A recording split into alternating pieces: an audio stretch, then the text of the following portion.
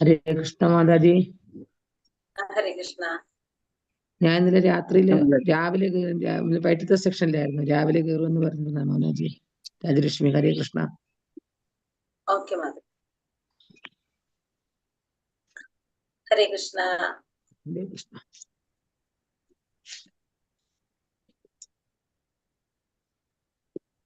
രാജലക്ഷ്മി മാതാജി അല്ലെ ഇന്നലെ പറഞ്ഞതല്ലേ? ഇന്നലെ പറഞ്ഞു. ഞാൻ എന്നും രാവിലെ കയറിയാലോ മാതാജി. ഹരേ കൃഷ്ണ. ഏറ്റവും നല്ലത് രാവിലത്തെ ക്ലാസ്സാ. രാവിലെ നമ്മള് നല്ല എന്താ പറയാ സമയം അങ്ങനത്തെ അല്ല, നമ്മളെ ടൈം നല്ല സമയല്ല എന്നും രാവിലെ ഞങ്ങൾക്ക് കുഴപ്പമില്ലല്ലോ. ഇല്ല രാവിലെ കയറാം, വൈകുന്നേരം കയറാം, 2 നേരം കയറിയാലും കുഴപ്പമില്ല. എല്ലാ ക്ലാസ്സും അറ്റൻഡ് ചെയ്തെന്ന് വെച്ചാൽ എത്രയും സമയം നമ്മൾ ഭഗവാനെ കുറിച്ച് കേട്ടുകൊണ്ടിരിക്കും. ഏറ്റവും നല്ല ഹരേ കൃഷ്ണ മാതാജി. സമയം ഉണ്ടെങ്കിൽ നമുക്ക് കേൾക്കാം, ഒരു പ്രശ്നമില്ല കേട്ടോ. ഹരേ കൃഷ്ണ. ഹരേ കൃഷ്ണ. ഹരേ കൃഷ്ണ. ഓം നമോ ഭഗവതേ വാസുദേവായ. ഓം നമോ ഭഗവതേ വാസുദേവായ.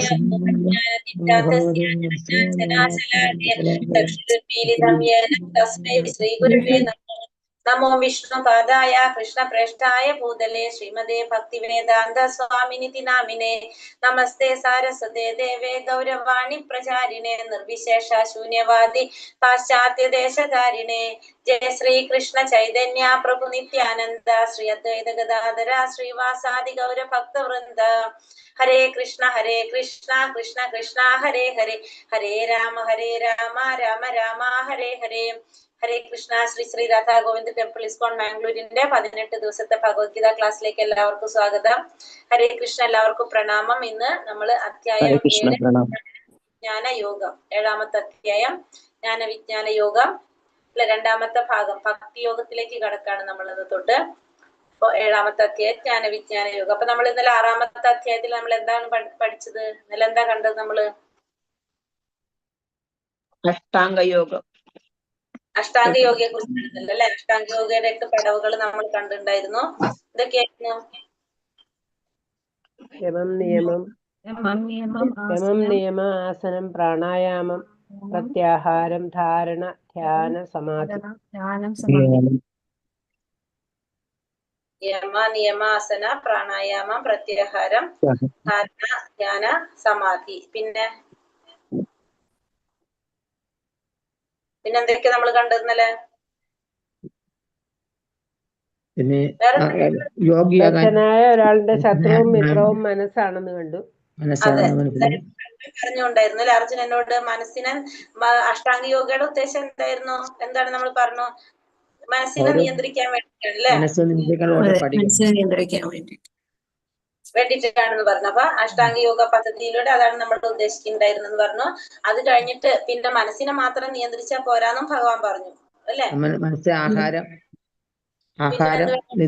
യോഗിയാവാൻ കഴിയാത്തത് ആഹാരവും നിയന്ത്രിക്കണം, ഉറക്കവും നിയന്ത്രിക്കണം. പിന്നെ പറഞ്ഞു ഇതൊക്കെ നമ്മൾ പ്രാക്ടീസ് ചെയ്താലും. പിന്നെ എന്താ പറഞ്ഞു അർജുനൻ ചോദിച്ചത്? നമ്മൾ ഇതൊക്കെ ചെയ്ത് നമുക്കിതൊന്നും മുഴുവിപ്പിക്കാൻ സാധിച്ചില്ല, നമുക്കത് തുടർന്ന് കൊണ്ടുപോകാൻ സാധിച്ചില്ലെങ്കിൽ നമുക്ക് എന്ത് സംഭവിക്കും എന്ന് ചോദിച്ചു. അപ്പൊ ഭഗവാൻ എന്താ പറഞ്ഞത്? അത് ഭഗവാൻ വീണ്ടും സാധിക്കും. നമ്മൾ എത്ര ചെയ്തില്ലെങ്കിൽ അത് നമ്മൾക്ക് ചെയ്തതിന്റെ ഫലം അനുഭവിച്ച ശേഷം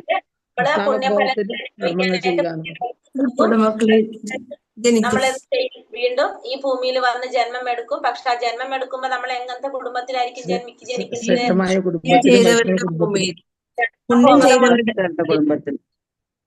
നല്ല കുടുംബം, പുണ്യം ചെയ്തിട്ടുള്ള അങ്ങനത്തെവരുടെ കുടുംബത്തിലായിരിക്കും ജന്മം എടുക്കുക. ധർമ്മം ബോധമുള്ളവര് ധനാഠ്യരുടെ കുടുംബത്തില് ഒക്കെ നിന്നുകൊണ്ട് നമുക്ക് വൈഷ്ണവരുടെ കുടുംബത്തിലൊക്കെ ആയിരിക്കും ജന്മം എടുക്കുന്നത്. നമ്മള് അങ്ങനെ ജന്മം എടുത്തിട്ട് നമുക്ക് വീണ്ടും അവിടെ എന്ത് ചെയ്യാൻ സാധിക്കും? ഭക്തി പ്രാക്ടീസ് ചെയ്യാനുള്ള അവസരം നമുക്ക് ലഭിക്കും. അപ്പൊ നമ്മൾ ഈ ചെയ്യുന്നത് ഒരിക്കലും നമുക്ക് നഷ്ടമാകുന്നില്ല. ഒന്നുകിൽ നമുക്കിത് ഈ ചെയ്യുന്നത് കൊണ്ട് എന്താണ് അടുത്ത ജന്മം, നല്ലൊരു ജന്മം നമുക്ക് കിട്ടാനായിട്ട് സാധിക്കും. അപ്പൊ നമ്മളെ ബുദ്ധിമുട്ടും കഷ്ടപ്പാടും ഒന്നും ഇല്ലാതിരിക്കണമെങ്കിൽ ഈ ജന്മത്തിൽ നമ്മൾ കഴിഞ്ഞ ചെയ്തതുകൊണ്ടാണല്ലോ നമുക്കിപ്പോ ഇങ്ങനെ കിട്ടിയിരിക്കുന്നത്. അപ്പൊ നമ്മൾ എന്ത് ചെയ്യാ? നമ്മൾ ഈ ജന്മത്തിൽ വീണ്ടും നമ്മൾ ചെയ്തുകൊണ്ടിരിക്കുക. അപ്പൊ അറ്റ്ലീസ്റ്റ് നമ്മൾ വീണ്ടും ഒരു മനുഷ്യ ജന്മം നമുക്ക് കിട്ടും. ബാക്കി ഒന്നിലേക്കും നമ്മൾ പോകില്ല. ഒരു മനുഷ്യനായിട്ട് നമുക്ക് ജന്മം എടുക്കാൻ സാധിക്കും. അപ്പൊ നമ്മൾ ആ മനുഷ്യനായിട്ട് ജന്മം എടുത്താൽ തന്നെ നമുക്ക് എങ്ങനെയായിരിക്കും ജനിക്കുക? നമ്മള് നല്ല ശ്രേഷ്ഠരായിട്ടുള്ള കുടുംബത്തിൽ ജന്മം എടുത്തുകൊണ്ട് നമുക്ക് ഭഗവാനെ ചെറിയ പ്രായത്തിലെ തൊട്ട് നമുക്ക് ഭഗവാനെ ആരാധിക്കാനും ഭഗവാന്റെ കാര്യങ്ങളൊക്കെ ചെയ്യാനായിട്ട് നമുക്ക് അവസരം ലഭിക്കും. നമ്മൾ ഇപ്പോഴേ തന്നെ അതിനുള്ള പരിശ്രമം നമ്മൾ തുടങ്ങാം. ജന്മം ഉണ്ടാവുന്ന നമുക്ക് ഉറപ്പുണ്ടോ? മിക്കവാറും ഈ ജന്മത്തിൽ തന്നെ ഭഗവാനെ പ്രാപിക്കുന്ന ഉറപ്പുണ്ടോ നമുക്ക്? ഇല്ല അല്ലെ? അപ്പൊ നമുക്ക് ജന്മം എടുക്കേണ്ടതായിട്ട് വരാം. കാരണം അത്രയും ജന്മങ്ങൾ എടുത്താലായിരിക്കും ഇന്നത്തെ അധ്യായത്തിൽ അതാണ് തോന്നുന്നത്. അതെ, ഇന്നത്തെ അധ്യായത്തിൽ പറയുന്നത് അങ്ങനത്തെ ആ കാര്യങ്ങളൊക്കെ. അപ്പൊ കുറെ ചിലപ്പോൾ എടുക്കുമ്പോഴായിരിക്കും നമുക്ക് സാധിക്കുന്നത്. അപ്പൊ നമുക്ക് അറ്റ്ലീസ്റ്റ് നമുക്ക് എന്തിലേക്ക് തന്നെ പോകാം, മനുഷ്യജന്മം കിട്ടാൻ തന്നെ നമുക്ക് നോക്കാം. അപ്പൊ ആ മനുഷ്യജന്മം ശ്രേഷ്ഠമായിട്ടുള്ള ഒരു ജന്മമാക്കി മാറ്റാനും നമുക്ക് ഇപ്പൊ നമ്മൾ ചെയ്ത നമുക്ക് അടുത്ത ജന്മത്തിൽ അതിന്റെ ഗുണം നമുക്ക് കിട്ടും. അങ്ങനെയാണ് നമ്മൾ 6ാമത്തെ അധ്യായം. പിന്നെ യോഗികളിൽ വെച്ച് ഏറ്റവും ശ്രേഷ്ഠനായ ഒരു യോഗി ആരായിരിക്കും എന്ന് ഭഗവാൻ പറഞ്ഞു തന്നു അല്ലെ? പൂർണ്ണ വിശ്വാസത്തോടെ എപ്പോഴും ഭഗവാനിൽ തന്നെ നിലകൊള്ളുകയും ഭഗവാനെ ധ്യാനിക്കുകയും ചെയ്യുന്ന ആളാണ് യോഗികളിൽ വെച്ച് ഏറ്റവും ശ്രേഷ്ഠനായ ഭഗവാൻ പറഞ്ഞു. ഇനി 7ാമത്തെ അധ്യായം ജ്ഞാന വിജ്ഞാന യോഗം. എങ്ങനെ ഇവിടെ 7ാമത്തെ അധ്യായത്തിൽ ഇതിൽ കാണുന്നത് ആരാണ്? പിക്ചറിൽ കാണുന്നത് ഏത് ഭഗവാന്റെ ഏത്? വിഷ്ണു ആണ്. മഹാവിഷ്ണു ആണത്. ഈ വിഷ്ണുവിന്റെ എന്താ പറയാ, നാഭി താമരപ്പൂ വരുന്നുണ്ടോ? ഈ വിഷ്ണുവിന് വ്യത്യാസം ഇല്ലേ? അതാണ് ഈ അധ്യായത്തിൽ നമ്മൾ പഠിക്കുന്നത്. അപ്പൊ സാധാരണ നമ്മൾ കണ്ടിട്ടുള്ള വിഷ്ണു എങ്ങനെയാണ്? നമുക്കറിയാം, നാഭിയിൽ നിന്ന് താമരപ്പൂവുണ്ട്, ആ താമരപ്പൂവിൽ ബ്രഹ്മാവുണ്ട്. കൂടാതെ എപ്പോഴും ശയിക്കുന്നത് എങ്ങനെയാണ്? അനന്തശയനത്തിലായിരിക്കും ഭഗവാൻ അല്ലെ? പിന്നെ ലക്ഷ്മിദേവിനെ കാണാൻ സാധിക്കും നമ്മൾ പാദത്തിന്റെ അവിടെ. ഇവിടെ ഇതിലൊന്നുമില്ല അല്ലെ? ഇത് വേറൊരു രൂപ, വിഷ്ണു ഭഗവാന്റെ വേറൊരു രൂപം നമുക്ക് പറയാം. നമുക്ക് ഈ അധ്യായത്തിൽ നമുക്ക് കാണാം. ഹരേ കൃഷ്ണ. ഓം നമോ ഭഗവതേ വാസുദേവായ.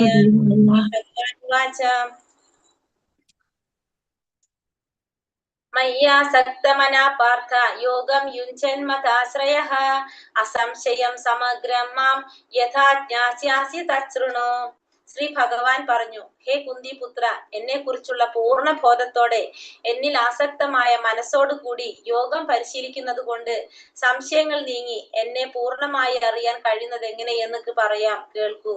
അപ്പൊ ഇവിടെ ഭഗവാൻ പറയാണ് അർജുനന്റെ അടുത്ത്, എന്താ പറയുന്നത്? കുന്തിപുത്ര, എന്നെ കുറിച്ചുള്ള പൂർണ്ണ ബോധത്തോടെ, എന്നെ കുറിച്ചുള്ള പൂർണ്ണമായ ഒരു ബോധത്തോടെ എന്നിൽ ആസക്തമായ മനസ്സോടു കൂടി, ഭഗവാനിൽ ആസക്തമായ മനസ്സോടു കൂടി യോഗം പരിശീലിക്കുന്നത് കൊണ്ട്, നമ്മള് ഈ യോഗം പരിശീലിക്കുന്നത് കൊണ്ട് എങ്ങനെയാണ് സംശയങ്ങളെല്ലാം മാറിയിട്ട് എന്നെ പൂർണ്ണമായിട്ട് അറിയാൻ കഴിയുന്നത് എങ്ങനെയാണെന്ന് ഞാൻ പറഞ്ഞു തരാം, കേൾക്കൂ എന്നാണ് ഭഗവാൻ ഇവിടെ അർജുനനോട് പറയുന്നത്.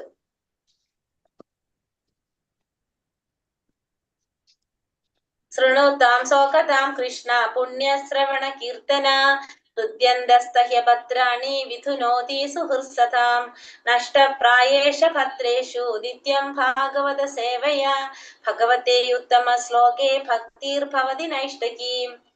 കൃഷ്ണനെ കുറിച്ച് വൈദിക സാഹിത്യത്തിൽ പറഞ്ഞിട്ടുള്ളത് കേൾക്കുന്നതും ഭഗവത്ഗീതയിലൂടെ നേരിട്ട് ഭഗവാന്റെ വാക്കുകൾ കേൾക്കുന്നതും തന്നെ ഒരു പുണ്യകർമ്മമത്രേ. എല്ലാവരുടെയും ഹൃദയത്തിൽ കുടികൊള്ളുന്ന ഭഗവാൻ കൃഷ്ണൻ തന്റെ കഥകൾ കേൾക്കുന്നവർക്ക് ഹിതകാരിയായ സുഹൃത്തിനെ പോലെ പ്രവർത്തിക്കുകയും നിരന്തരം കൃഷ്ണകഥാ ശ്രവണത്തിൽ ഏർപ്പെടുന്ന ഭക്തനെ പവിത്രീകരിക്കുകയും ചെയ്യുന്നു. അങ്ങനെ തന്നിൽ ഉറങ്ങിക്കിടന്നിരുന്ന അതീന്ദ്രിയ ജ്ഞാനം ഭക്തനിൽ തനിയെ വളർന്നു വരും. ഇവിടെ എന്താ പറഞ്ഞത്? കൃഷ്ണനെ കുറിച്ച് വൈദിക സാഹിത്യത്തിൽ പറഞ്ഞിട്ടുള്ളത് കേൾക്കുന്നതും ഭഗവാനെ കുറിച്ച് വേദങ്ങളിൽ ശാസ്ത്രങ്ങളിൽ പറഞ്ഞിരിക്കുന്നത് കേൾക്കുന്നതും ഭഗവത്ഗീതയിലൂടെ നേരിട്ട് ഭഗവാന്റെ വാക്കുകൾ കേൾക്കുന്നതും ഒരു പുണ്യകർമ്മമാണ്. ഭഗവത്ഗീതയിലൂടെ നേരിട്ട് ഭഗവാനെ കുറിച്ച് കേൾക്കുന്നതും ഒരു പുണ്യകർമ്മമാണ്. ഇവിടെ എന്തിനെ കുറിച്ചാ പറയുന്നത്? കേൾവിയെ കുറിച്ചാ പറയുന്നത് അല്ലെ. വേദസാഹിത്യങ്ങളിൽ പറഞ്ഞിട്ടുള്ളത് കേൾക്കുന്നതും ഭഗവത്ഗീതയിൽ ഭഗവാൻ പറഞ്ഞ വാക്കുകൾ കേൾക്കുന്നതും, ആ കേൾക്കുന്നതിനെ കുറിച്ചാണ് പറയുന്നത്. ഒരു പുണ്യകർമ്മമാണ്. അപ്പൊ കേൾവി തന്നെ എന്താണ് പറയണത്? ഒരു പുണ്യകർമ്മമാണെന്നാണ് പറയുന്നത്. കേൾക്കുന്നത് തന്നെ ഒരു പുണ്യകർമ്മമാണ്. അപ്പൊ ചെയ്യുന്നതിനെ കുറിച്ച് നമുക്ക് പറയേണ്ട ആവശ്യമില്ല. കേൾക്കുന്നത് തന്നെ പുണ്യാണ്. വാക്കുകൾ കേൾക്കുന്നതും ഒരു പുണ്യകർമ്മമാണ്. എല്ലാവരുടെയും ഹൃദയത്തിൽ കുടികൊള്ളുന്ന ഭഗവാൻ കൃഷ്ണൻ തന്റെ കഥകൾ കേൾക്കുന്നവർക്ക് ഹിതകാരിയായ സുഹൃത്തിനെ പോലെ പ്രവർത്തിക്കുകയും നിരന്തരം കൃഷ്ണ കഥാശ്രവണത്തിൽ ഏർപ്പെടുന്ന ഭക്തനെ പവിത്രീകരിക്കുകയും ചെയ്യുന്നു. അപ്പോ ഭഗവാന്റെ കഥകൾ കേൾക്കുന്നവർക്ക് ഭഗവാൻ ഒരു സുഹൃത്തിനെ പോലെ പ്രവർത്തിക്കുകയാണ്. അപ്പൊ ഭഗവാനെ കുറിച്ച് കേൾക്കുന്നവരുടെ ഒരു സുഹൃത്തായിട്ട് ആരിയ്ക്കുകയാണ് ഇവിടെ? ഭഗവാൻ ഇരിക്കുകയാണ്. മാത്രമല്ല ഭഗവാൻ എന്താ പറഞ്ഞ കൃഷ്ണ കഥാശ്രവണത്തിൽ ഏർപ്പെടുന്ന ആ ഭക്തന്, ആ കൃഷ്ണ കഥ ശ്രവിക്കുന്ന ഭക്തനെ പവിത്രീകരിക്കുകയും ചെയ്യും. അപ്പൊ ശ്രവണത്തിന്റെ പ്രാധാന്യമാണ് നമുക്കിവിടെ മനസ്സിലാക്കുന്നത്. അപ്പൊ ശ്രവണം എന്ന് പറഞ്ഞു കഴിഞ്ഞാല്, ശ്രവണം എന്ന് വെച്ചാൽ ഭഗവാനെ കുറിച്ച് കേൾക്കുന്നതും ഭഗവാന്റെ വാക്കുകൾ കേൾക്കുന്നതും ഒരു പുണ്യകർമ്മമാണ്. ആ കേൾവിക്ക് ഭഗവാൻ എന്താ പറയണത്? അത് കേൾക്കുന്നവർക്ക് ഭഗവാൻ ഒരു സുഹൃത്തിനെ പോലെ പ്രവർത്തിക്കുന്നു. മാത്രമല്ല ആ ഭക്തനെ പവിത്രീകരിക്കാനും എന്തിനു സാധിക്കാണ്? ഭഗവാന്റെ കൃഷ്ണ കഥാശ്രവണത്തിന് കഴിവുണ്ട്. കൃഷ്ണന്റെ കഥ ശ്രവിക്കുന്നത് കൊണ്ട് തന്നെ ആ ഭക്തൻ പവിത്രീകരിക്കപ്പെടുകയാണ് ചെയ്യുന്നത്. അങ്ങനെ തന്നിൽ ഉറങ്ങിക്കിടന്നിരുന്ന അതീന്ദ്രിയ ജ്ഞാനം ഭക്തനിൽ തനിയെ വളർന്നു വരും. അപ്പൊ എല്ലാവരിലും എന്തുണ്ട്? ഭഗവാനെ കുറിച്ചിട്ടുള്ള ഒരു ജ്ഞാനം എല്ലാവരുടെ ഉള്ളിലുണ്ട്. അതെങ്ങനെയാണ്? അതവിടെ പൊടി പിടിച്ച് മൂടിക്കെടുക്കാണത്. അത് എല്ലാവരുടെ ഉള്ളിലുണ്ട്. നമ്മുടെ എല്ലാവരുടെ ഉള്ളിലും ഭഗവാനെ കുറിച്ചിട്ടുള്ള ജ്ഞാനമുണ്ട്. കാരണം ഭഗവാൻ നമ്മുടെ ആരാണ്? പിതാവാണ്. നമുക്ക് ബീജം പ്രദാനം ചെയ്തതാണ് ഭഗവാൻ. പഠിക്കുന്നുണ്ട് നമ്മൾ പോകാതെ. ആ ഭഗവാൻ അതുകൊണ്ട് തന്നെ നമുക്ക് അറിയാം. പക്ഷെ എന്താണ് ഇവിടെ? അത് നമ്മളെ പുറത്തേക്ക് വരുന്നില്ല. അതിങ്ങനെ മൂടിക്കെടുക്കാണ് നമുക്ക്. പക്ഷെ അതിലൊരു എന്താ പറയുക, ഒരു ചെറിയൊരു സ്പാർക്ക് കിട്ടിക്കഴിഞ്ഞാല് അത് നമുക്ക് നമ്മളെ പുറത്തേക്ക് വരുന്നു പറയാം നമുക്ക്. അപ്പൊ അങ്ങനെ ഈ ശ്രവണത്തിലൂടെ, ഈ കേൾവിയിലൂടെ നമുക്ക് എന്താണ്? നമ്മളുടെ ഉള്ളിൽ ഉറങ്ങിക്കിടക്കുന്ന ആ ജ്ഞാനം ഭക്തനില് തന്നെത്താനെ വളർന്നു വരും. നമ്മളിൽ ഉറങ്ങിക്കിടക്കുന്ന ആ ജ്ഞാനം ആ ഭക്തനില് തന്നെത്താനെ വളർന്നു വരാനായിട്ട് സാധിക്കും. അപ്പൊ ശ്രവണത്തിന് വളരെയധികം പ്രാധാന്യം ഉണ്ട്. നമുക്കിവിടെ ഇതിലിപ്പോ പറഞ്ഞു കേട്ടപ്പോ എനിക്ക് മനസ്സിലായി കുറച്ചു പേർക്ക് ഇതൊക്കെ അറിയുന്നവരുണ്ട് അല്ലേ. അപ്പൊ ഭാഗവതം ക്ലാസ് ഉണ്ട് നമുക്ക് രാവിലെ 5:45 തൊട്ട് 6:15, 6:20 വരെ ഭാഗവതം ക്ലാസ് ഉണ്ട്. സാധിക്കുന്നവര് ഭാഗവതം ക്ലാസ്സിൽ കേറാനായിട്ട് ശ്രമിക്കുക രാവിലെ. ഈ ലിങ്ക് തന്നെയാണ് നമ്മുടെ ക്ലാസ്സിന്റെ. എത്ര ദിവസമായി മാതാജി തുടങ്ങിയിട്ട് ദിവസം എന്ന് പറഞ്ഞാൽ ദിവസം ഇപ്പൊ എനിക്ക് തോന്നുന്നു 1 മാസമൊക്കെ ആയിട്ടുണ്ടാവും. പക്ഷെ അരമണിക്കൂറല്ല എടുക്കുന്നത്. അപ്പൊ അത്ര അധികം എടുത്ത് പോയിട്ടുണ്ടാവില്ല. അരമണിക്കൂറാണ് ക്ലാസ്. ഭാഗവതം കേൾക്കാനായിട്ട്. കാരണം ഏറ്റവും നല്ലതാണല്ലോ. ഇപ്പൊ നമ്മൾ ഈ ശ്രവണത്തിന്റെ പ്രാധാന്യം പറഞ്ഞപ്പോഴാണ് നമ്മള് എല്ലാവരും, പറ്റുന്ന എല്ലാവരും രാവിലെ ഭാഗവതം ക്ലാസ്സിൽ കയറാനായിട്ട് ശ്രമിക്കുക. അപ്പൊ 3-ാമത്തെ അധ്യായം ആയിട്ടുള്ളൂ. ആദ്യത്തെ സ്കന്ധത്തില് 3-ാമത്തെ അധ്യായം. 1ഉം 2ഉം അധ്യായം എടുത്ത് 3-ാമത്തെ അധ്യായം ആയിട്ടുള്ളൂ.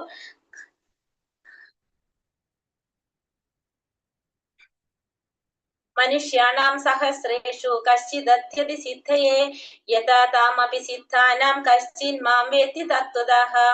ആയിരക്കണക്കിന് ആളുകളിൽ ചിലപ്പോൾ ഒരാൾ പൂർണ്ണത നേടാൻ ഉദ്യമിച്ചേക്കാം. അങ്ങനെ പൂർണ്ണത നേടിയവരിൽ ഒന്നിലേറെ പേർ എന്നെ തികച്ചും അറിയുന്നതുമില്ല. അപ്പൊ ആയിരക്കണക്കിന് ആളുകളിൽ ചിലപ്പോൾ ഒരാള് പൂർണ്ണത നേടാനായിട്ട് ഉദ്യമിക്കും.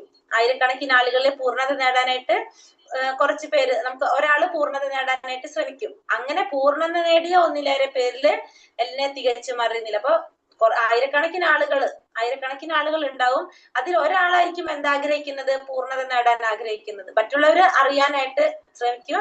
പക്ഷെ ഒരാള് പൂർണ്ണതയ്ക്ക് വേണ്ടി ശ്രമിക്കും. അങ്ങനെ പൂർണ്ണത നേടാൻ ശ്രമിക്കുന്ന 1000 പേരുണ്ടെന്ന് വെക്കും. അതിലും എല്ലാവർക്കും ഭഗവാനെ കുറിച്ച് അറിയാനായിട്ട് സാധിക്കുന്നില്ല. അപ്പൊ ഭഗവാനെ കുറിച്ച് അറിയണമെങ്കിൽ എന്താണ്? അത്ര പെട്ടെന്നൊന്നും നമുക്ക് സാധിക്കില്ല ഭഗവാനെ കുറിച്ച് മനസ്സിലാക്കാനായിട്ട്. എല്ലാവർക്കും സാധിക്കില്ല. ഇപ്പൊ നമുക്ക് തന്നെ അറിയാലോ, നമ്മളെ ക്ലാസ്സിൽ എത്രയോ പേര് നമ്മളെ ഗ്രൂപ്പിലുണ്ട്. ആ ക്ലാസ്സിൽ കയറുന്നത് ഓരോ ദിവസവും നമുക്കറിയാം അത് കുറഞ്ഞും കൂടി ഇങ്ങനെ മാറിക്കൊണ്ടിരിക്കുകയാണ്. കാരണം എന്താണ്? അത് നമ്മൾ മാത്രം ചിന്തിച്ചിട്ട് കാര്യമില്ല, അത് ഭഗവാൻ കൂടി ചിന്തിക്കണം നമുക്ക് പറയാം. അപ്പൊ അത്രയും ഭഗവാനെ കുറിച്ച് അറിയണമെങ്കിൽ എല്ലാവർക്കും സാധിക്കുന്ന ഒരു കാര്യമല്ല അത്. ഈശ്വര പരമാ കൃഷ്ണ സച്ചിദാനന്ദ വിഗ്രഹ അനാദിരാതിർ ഗോവിന്ദ സർവകാരണ കാരണം. കൃഷ്ണനാണ് പരമപുരുഷൻ, പരംപുരുഷനായ ഭഗവാൻ. സർവകാരണങ്ങൾക്കും കാരണഭൂതനും ആദിപൂമാനായ ഗോവിന്ദനും അദ്ദേഹത്തിന്. ഭഗവാനാണ് സർവകാരണങ്ങൾക്കും കാരണഭൂതനും പരംപുരുഷനും ആയ ഭഗവാൻ. ആദിപൂമാനായ ഗോവിന്ദനും അദ്ദേഹം തന്നെയാണ്. ഭക്തി ഇല്ലാത്തവർക്ക് അദ്ദേഹത്തെ മനസ്സിലാക്കാൻ വളരെ പ്രയാസമാണ്. അപ്പൊ ഭഗവാനെ മനസ്സിലാക്കണമെങ്കിൽ എന്തുണ്ടാവണം? ഭക്തി ഉണ്ടാവണം. ഭക്തി ഇല്ലാത്തവർക്ക് ഭഗവാനെ മനസ്സിലാക്കാനായിട്ട് സാധിക്കില്ല. ഭക്തിയുടെ സേവനത്തിന്റെ വഴി എത്രയും എളുപ്പമുള്ളതെന്ന് അവർ ഉദ്ഘോഷിക്കും. ഇത് അഭക്തന്മാർക്ക് പരിശീലിക്കാൻ കഴിയുകയില്ല. ഭക്തി മാർഗം ഇത്രയും നിഷ്പ്രയാസമാണെങ്കിൽ അവർ എന്തിന് വിഷമമുള്ള വഴിക്ക് നീങ്ങുന്നു. അപ്പൊ ഇവിടെ ഭഗവാനെ കുറിച്ച് മനസ്സിലാക്കണമെങ്കിൽ നമുക്ക് എന്ത് വേണം? ഭക്തി ഉണ്ടാവണം. ഭക്തിയിലൂടെ മാത്രമേ നമുക്ക് ഭഗവാനെ കുറിച്ച് മനസ്സിലാക്കാനായിട്ട് സാധിക്കുള്ളൂ. പക്ഷെ ഭക്തി മാർഗം എളുപ്പമുള്ള സേവനത്തിൽ എന്ന് പറയുന്ന ഭക്തിയുടെ അല്ലെങ്കിൽ സേവനത്തിന്റെ വഴി ഭയങ്കര എളുപ്പമുള്ളതാണെന്ന് ആര് പറയും? ഈ ഭക്തി ഇല്ലാത്തവർ പറയും. കാരണം അവർക്ക് അറിയില്ല ഇതിനെ കുറിച്ച്. അപ്പൊ അതുകൊണ്ട് അവര് പറയും അത് എളുപ്പമുള്ളതാണെന്ന് പറയും. പക്ഷെ ഭക്തിമാർഗം എന്നത് അത്ര എളുപ്പമല്ല. നമ്മൾ പറഞ്ഞല്ലേ, ഭഗവാനെ കുറിച്ച് മനസ്സിലാക്കണമെങ്കിൽ നമുക്ക് അത്ര പെട്ടെന്ന് നമുക്ക് സാധിക്കില്ല. ഭഗവാന്റെ കൂടി കാരുണ്യം ഉണ്ടെങ്കിൽ മാത്രമേ നമുക്ക് ഭഗവാനെ കുറിച്ച് അറിയാനായിട്ടുള്ള അവസരം കിട്ടുള്ളൂ. അല്ലെങ്കിൽ ഭഗവാന്റെ നാമം ചൊല്ലാൻ പോലും നമുക്ക് സാധിക്കില്ല. ഭഗവാന്റെ അനുഗ്രഹം ഇല്ലാതെ നമ്മൾ വിചാരിച്ച നമുക്ക് ഭഗവാന്റെ നാമം ചൊല്ലാനായിട്ട് സാധിക്കില്ല. അതിന് ഭഗവാൻ നമുക്ക് ആ ഒരു കാരുണ്യം നമുക്ക് തന്നിട്ടുണ്ടെങ്കിൽ, നമുക്ക് അതിനുള്ള ഒരു അനുഗ്രഹം കിട്ടിയിട്ടുണ്ടെങ്കിൽ മാത്രമേ ഭഗവാന്റെ നാമം പോലും, കൃഷ്ണ എന്ന് ഉച്ചരിക്കാൻ പോലും നമുക്ക് സാധിക്കുള്ളൂ. അതല്ലെങ്കിൽ കൃഷ്ണ എന്ന് ഉച്ചരിക്കാൻ പോലും നമുക്ക് സാധിക്കില്ല. അപ്പൊ ഭക്തി മാർഗം ഒട്ടും എളുപ്പമുള്ളതല്ല. ഭക്തി എന്തെന്നറിയാത്ത മനുഷ്യര് എന്താണ് ചിന്തിക്കുന്നത്? ഭക്തി മാർഗം എളുപ്പമാണ് ചിന്തിക്കും. പക്ഷെ ഭക്തി മാർഗം ഒരിക്കലും എന്താ പറയുന്നത് അത്ര എളുപ്പമുള്ളതല്ല എന്ന് ആർക്കറിയാം? അത് ഭക്തന്മാർക്ക് അറിയാനായിട്ട് സാധിക്കും. അതിലേക്ക് കടക്കാനായിട്ട് കുറെ പാടാണെന്നുള്ളത്. ഭൂമിരാപനലോ വായു ഖമ്മനോ ബുദ്ധിരേവച അഹങ്കാര ഇതീയമ്മേ ഭിന്ന പ്രകൃതിരഷ്ടത. എന്റെ ഭിന്നമായ ഭൗതിക പ്രകൃതി, ഭൂമി, ജലം, അഗ്നി, വായു, ആകാശം, മനസ്സ്, ബുദ്ധി, മിഥ്യാഹങ്കാരം എന്നിങ്ങനെ 8 എണ്ണം അടങ്ങുന്നതാണ്. ഇനി ഭഗവാൻ എന്താ പറയണത്? ഭഗവാന്റെ ഭിന്നമായ ഭൗതിക പ്രകൃതി എന്ന് പറയുന്നത് എന്തൊക്കെ അടങ്ങിയതാണെന്നാ പറയുന്നത്? ഭൂമി, ജലം, അഗ്നി, വായു, ആകാശം, മനസ്സ്, ബുദ്ധി, മിഥ്യാഹങ്കാരം. ഈ 8 എണ്ണം അടങ്ങിയതാണ് ഭഗവാന്റെ ഈ ഭൗതിക പ്രകൃതി എന്ന് പറയുന്നത്. ഭിന്നമായ ഭൗതിക പ്രകൃതി എന്ന് പറയുന്നത് ഭൂമി, ജലം, അഗ്നി, വായു, ആകാശം, മനസ്സ്, ബുദ്ധി, മിഥ്യാഹങ്കാരം. ഈ 8 എണ്ണം അടങ്ങിയതാണ് ഈ ഭൗതിക പ്രകൃതി എന്ന് പറയുന്നത്. ഈ ഭൗതിക പ്രകൃതി എന്ന് പറയുന്നത് എന്താണ്? ഭഗവാന്റെ ഒരു സൃഷ്ടിയാണ് അല്ലെ ഭൗതിക പ്രകൃതി. ഭഗവാന്റെ ഒരു ആവിർഭാവ സൃഷ്ടിയാണെന്ന് പറയാം. ഈ ഭൗതിക ലോകത്തിന്റെ പ്രവർത്തനങ്ങള്, ആ പ്രവർത്തനങ്ങൾ ആരാണ് നിയന്ത്രിക്കുന്നത്? ഭൗതിക ലോകം നിയന്ത്രിക്കുന്നത് ആരാണ്? ഭഗവാന്റെ തന്നെ രൂപവിസ്തരണങ്ങള്, ഭഗവാന്റെ തന്നെ രൂപവിസ്തരണങ്ങളായിട്ടുള്ള 3 വിഷ്ണുമൂർത്തികളാണ് ഈ ഭൗതിക പ്രകൃതിയുടെ പ്രവർത്തനങ്ങൾ നിയന്ത്രിക്കുന്നത്. അപ്പൊ ഭൗതിക പ്രകൃതിയുടെ പ്രവർത്തനങ്ങൾ നിയന്ത്രിക്കുന്നത് ഭഗവാന്റെ തന്നെ രൂപവിസ്തരണങ്ങളായിട്ടുള്ള 3 വിഷ്ണുമൂർത്തികളാണ്. അതാണ് കാരണോദകശായ വിഷ്ണു, ഗർഭോദകശായ വിഷ്ണു, ക്ഷീരോദകശായ വിഷ്ണു. 3 വിഷ്ണുമൂർത്തികളാണ് ഈ ഭൗതിക പ്രകൃതിയുടെ പ്രവർത്തനങ്ങൾ നിയന്ത്രിക്കുന്നത്. 1 കാരണ ഉദകശായ വിഷ്ണു, 2 ഗർഭോദകശായ വിഷ്ണു, 3-മത്തത് ക്ഷീരോദകശായ വിഷ്ണു. ഫസ്റ്റത്തെ പറയുന്നത് എന്താണ്? കാരണോദകശായ വിഷ്ണു. കാരണോദകശായ വിഷ്ണു പറഞ്ഞാല് എല്ലാത്തിനും കാരണമാകുന്നത്, ഈ പ്രപഞ്ചത്തിന്റെ സൃഷ്ടിക്ക് കാരണമാകുന്നതാണ് ആര്? കാരണോദകശായ വിഷ്ണു എന്ന് പറയുന്നത്. ഒരു മിനിറ്റ്.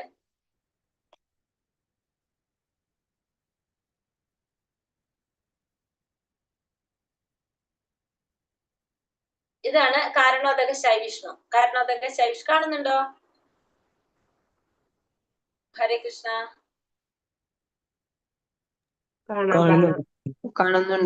കാണുന്നുണ്ട് മാതാജി. ക്ലിയർ ആണോ? അപ്പൊ അതായത് ഇതാണ് നമ്മുടെ കാരണോദകശായ വിഷ്ണു വെച്ചാൽ കാരണോദകശായ വിഷ്ണു. ഇതാണ് കാരണോദകശായ വിഷ്ണു. കാരണ ഓഷ്യനില് ശയിക്കുന്ന വിഷ്ണു ആണ് കാരണോദകശായ വിഷ്ണു. ഈ വിഷ്ണുവാണ് ഈ പ്രപഞ്ചത്തിന്റെ സൃഷ്ടിക്ക് കാരണമാകുന്നത്. അപ്പൊ പ്രപഞ്ച സൃഷ്ടി വരുന്നത് ഈ കാരണോദകശായ വിഷ്ണുവിൽ. അദ്ദേഹത്തിന്റെ കാരണോദകശായ വിഷ്ണുവിന്റെ രോമകൂപങ്ങളിൽ നിന്ന് അനേകം പ്രപഞ്ചങ്ങൾ ഉണ്ടാവാണ് ചെയ്യുന്നത്. ഈ ഗോൾഡൻ കളർ ഈ മുട്ട പോലെ തോന്നുന്നത് ഓരോ പ്രപഞ്ചങ്ങളാണ്. കുറെ പ്രപഞ്ചങ്ങൾ, ഓരോ പ്രപഞ്ചങ്ങള് ഉണ്ടാവാണ് ചെയ്യുന്നത്. ഇങ്ങനെ അദ്ദേഹത്തിന്റെ രോമകൂപങ്ങളിൽ നിന്ന് അനേകം പ്രപഞ്ചങ്ങൾ ഉണ്ടാകുകയാണ് ചെയ്യുന്നത്. അതാണ് കാരണോദകശായ വിഷ്ണു. നമ്മൾ ഫസ്റ്റ് കണ്ടില്ല ഒരു പിക്ചറിൽ ഒരു വിഷ്ണുവിനെ കണ്ടില്ലേ? ആ വിഷ്ണുവാണ് കാരണോദകശായ വിഷ്ണു. നമ്മൾ പറഞ്ഞില്ലേ താമര ഇല്ലാത്തതും ലക്ഷ്മി ഇല്ലാത്തതും അനന്തന്റെ മേലിൽ ശയിക്കാത്തതായിട്ടുള്ള വിഷ്ണു കണ്ടോ? ആ വിഷ്ണു നമ്മൾ ഫ്രണ്ട് പേജിൽ ഫസ്റ്റ് ആ ഹെഡിങ്ങിൽ കണ്ട രൂപം അത് ഭഗവാന്റെ ഏത് വിസ്തരണാണ്? കാരണോദകശായ വിഷ്ണു എന്ന് പറഞ്ഞ രൂപവിസ്തരണത്തെയാണ് നമ്മൾ കണ്ടത്. ഈ വിഷ്ണു ആണത്. അപ്പൊ ആ വിഷ്ണുവിന് എന്തില്ല? താമരയില്ല. പിന്നെ അതുപോലെ തന്നെ അനന്തശായി അല്ല.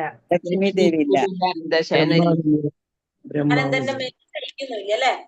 അതാണ് അപ്പൊ അതൊന്നും ഇല്ലാത്തതാണ് ഈ വിഷ്ണു നമ്മൾ പറഞ്ഞത്. അപ്പോ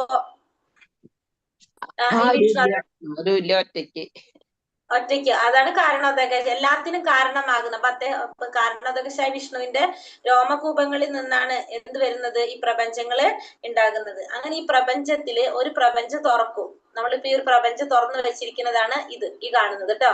ഈ ഗോൾഡൻ കളറിലുള്ള ഒരെണ്ണം തുറന്നു വെച്ചിരിക്കുന്നതാണ് ഇത്. അപ്പൊ അവിടെ ഏത് വിഷ്ണുവാണ്? അടുത്ത വിഷ്ണു വരെയാണ് ഗർഭോദകശായ വിഷ്ണു. ആ പ്രപഞ്ചത്തിന് എന്താണ്? ആ പ്രപഞ്ചത്തിലേക്ക് ഉൾപ്പുകാണാല് രണ്ടാമത്തെ വിഷ്ണുമൂർത്തിയായിട്ടുള്ള ഗർഭോദകശായ വിഷ്ണുവായിട്ട് വരണം. ആ വിഷ്ണു വന്നപ്പോ അവിടെ നമുക്ക് അനന്തനും വന്നു, താമര വന്നു, ലക്ഷ്മിയുണ്ട്, താമരയുണ്ട്, ബ്രഹ്മാവുണ്ട്, അനന്തനുണ്ട്, എല്ലാവരും ഉണ്ട്. അപ്പൊ രണ്ടാമത്തെ വിഷ്ണുമൂർത്തിയായിട്ട് വന്നത് ഏതാണ്? അപ്പൊ ഗർഭോദകശായ വിഷ്ണു. അതാണ് രണ്ടാമത്തെ മൂർത്തി, ഗർഭോദകശായ വിഷ്ണു. ആ ഗർഭോദകശായ വിഷ്ണുവിന്റെ നാഭിയിൽ നിന്നാണ് താമര വരുന്നത്. കാണുന്നുണ്ടല്ലോ താമര വരുന്നത്. ആ താമര തണ്ടുമ്മൽ മേലെ വന്നിട്ട് നമുക്ക് ബ്രഹ്മാവിനെ കാണാനായിട്ട് സാധിക്കും ഇല്ലേ? അപ്പൊ ബ്രഹ്മാവിനെ കാണാനായിട്ട് സാധിക്കും. പിന്നെ ലക്ഷ്മി ദേവി ഉണ്ട്. ആ താമര തണ്ട് വളഞ്ഞു കാണുമ്പോ അറിയാലോ, നമുക്ക് നേരെ വളഞ്ഞു കിടക്കല്ലത്. ആ താമര തണ്ടിലാണ് നമ്മൾ ഈ പറയുന്ന 14 ലോകങ്ങളും എന്തിലാണ് നിലനിൽക്കുന്നത്? ആ താമര തണ്ടുമ്മലാണ് നിലനിൽക്കുന്നത് ഈ 14 ലോകങ്ങൾ. അപ്പൊ നമ്മളുടെ 7ാമത്തെ ലോകമാണ് നമ്മുടെ ഭൂമി.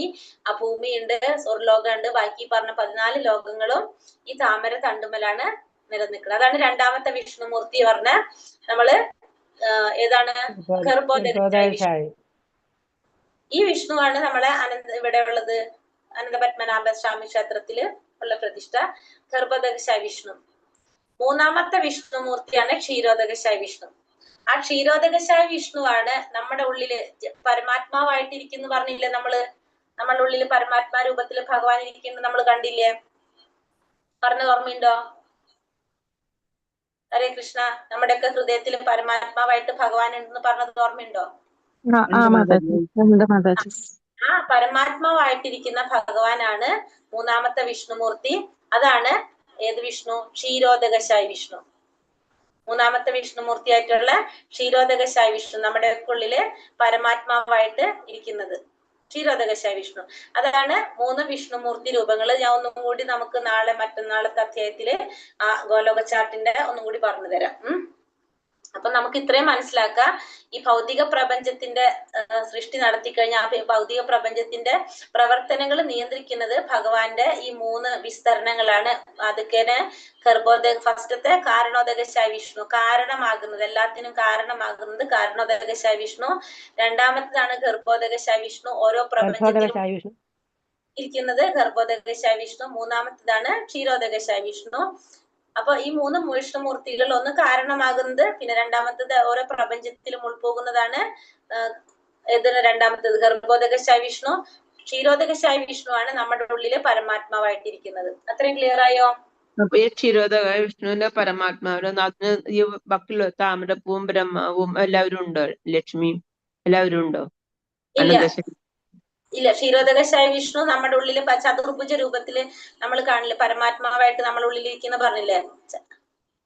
അത് ക്ഷീരോദകശായ വിഷ്ണു ആണ് ഇരിക്കുന്നത്. ഞാൻ കാണിച്ചുതരാം. ക്ഷീരോദകശായ വിഷ്ണുവിന് എല്ലാ പിക്ചർ ഞാൻ കാണിച്ചുതരാം മാതാജി കേട്ടോ. എല്ലാവരും ഉണ്ട്. മാതാജി ചോദിച്ചത് എന്താണ്? ഇതിന് 4 പേരുണ്ട്, അനന്തശയനം, ലക്ഷ്മി ദേവി ഉണ്ട്. ആ ഗർഭോദകശായ ക്ഷീരോദകശായ വിഷ്ണുവിന് എല്ലാവരും ഉണ്ട് മാതാജി, എല്ലാതും ഉണ്ട്. അതെവിടെ കാണിച്ചുതരാം ഒന്നും കൂടി. അത് ഞാൻ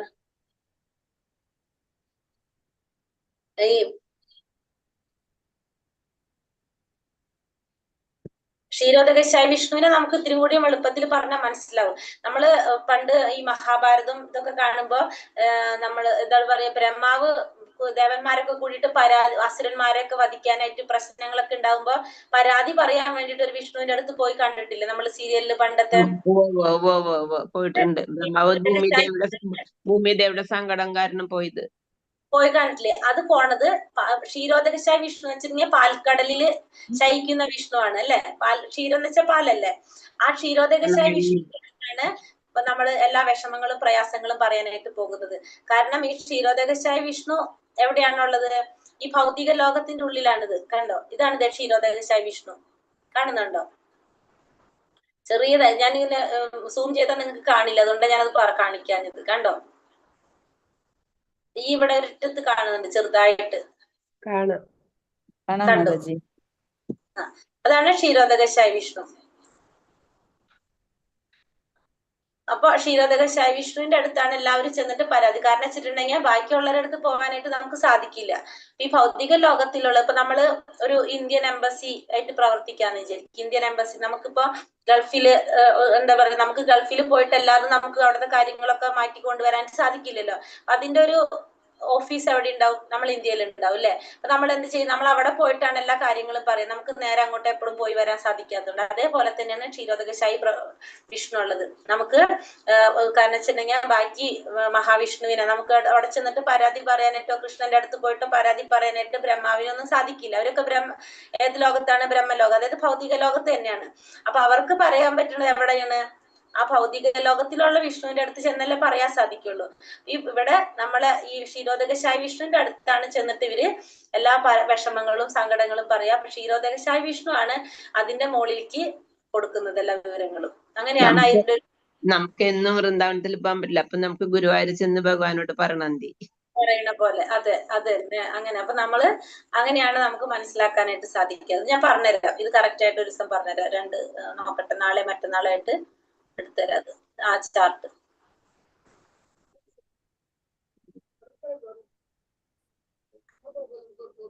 അപ്പൊ ഭഗവാന്റെ ഭിന്നമായ പ്രകൃതി എന്ന് പറയുന്നത്, ഭൗതിക പ്രകൃതി എന്ന് പറയുന്നത് 8 ഘടകങ്ങൾ ഉൾപ്പെട്ടതാണ്. ഇതൊക്കെയാണ് ഭൂമി, ജലം, അഗ്നി, വായു, ആകാശം, മനസ്സ്, ബുദ്ധി, അഹങ്കാരം. ഈ 8 എണ്ണം അടങ്ങിയതാണ് ഭൗതിക പ്രകൃതി എന്ന് പറയുന്നത്.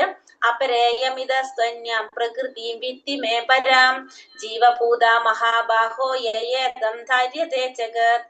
ഇവയ്ക്ക് പുറമെ ഹേ മഹാബാഹുവായ അർജുന, എനിക്ക് മറ്റൊരു ഉത്കൃഷ്ട ശക്തി കൂടിയുണ്ട്.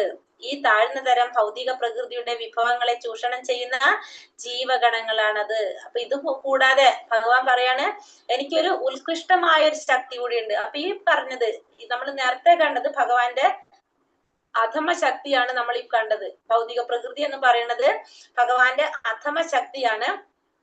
ഇനി ഭഗവാൻ പറയാണ് ഇത് കൂടാതെ എനിക്കൊരു ഉത്കൃഷ്ട ശക്തി, ശ്രേഷ്ഠമായ ഒരു ശക്തി കൂടിയുണ്ട്. ആ ശക്തി ഏതാണ്?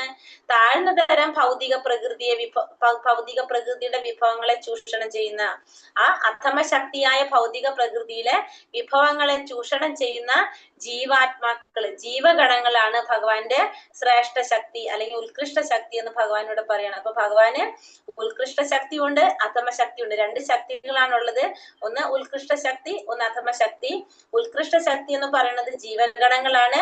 അധമ ശക്തി എന്ന് പറയുന്നത് ഭൗതിക പ്രകൃതിയാണ്. ഭൗതിക പ്രകൃതി എന്ന് പറയുന്നത് 8 ഘടകങ്ങളാണ് അതിലുള്ളത്. ഏതൊക്കെയാണ്? ഭൂമി, ജലം, അഗ്നി, വായു, ആകാശം, മനസ്സ്, ബുദ്ധി, അഹങ്കാരം. ഈ 8 ഘടകങ്ങൾ ഉൾക്കൊണ്ടതാണ് ഭൗതിക പ്രകൃതി. പിന്നെന്താണ് രണ്ടാമത്തെ നമ്മൾ പറഞ്ഞത്? ഉത്കൃഷ്ട ശക്തി. ഉത്കൃഷ്ട ശക്തി എന്ന് പറയുന്നത് ജീവാത്മാക്കളാണ്. അപ്പൊ ഈ പറഞ്ഞ എല്ലാവരിലും ആരുണ്ട്? ജീവാത്മാക്കളിൽ എല്ലാത്തിലും ആരുണ്ട്? ഭഗവാൻ ഇരിക്കുന്നുണ്ട്. പരമാത്മാ രൂപത്തില് ഭഗവാൻ ഇരിക്കുന്നുണ്ട്. മത്ത പലതരം നാണ്യം കിഞ്ചസ്തി ധനഞ്ജയ മയി സർവമിതം പ്രോതം സൂത്രേ മണിഗണ ഇവ.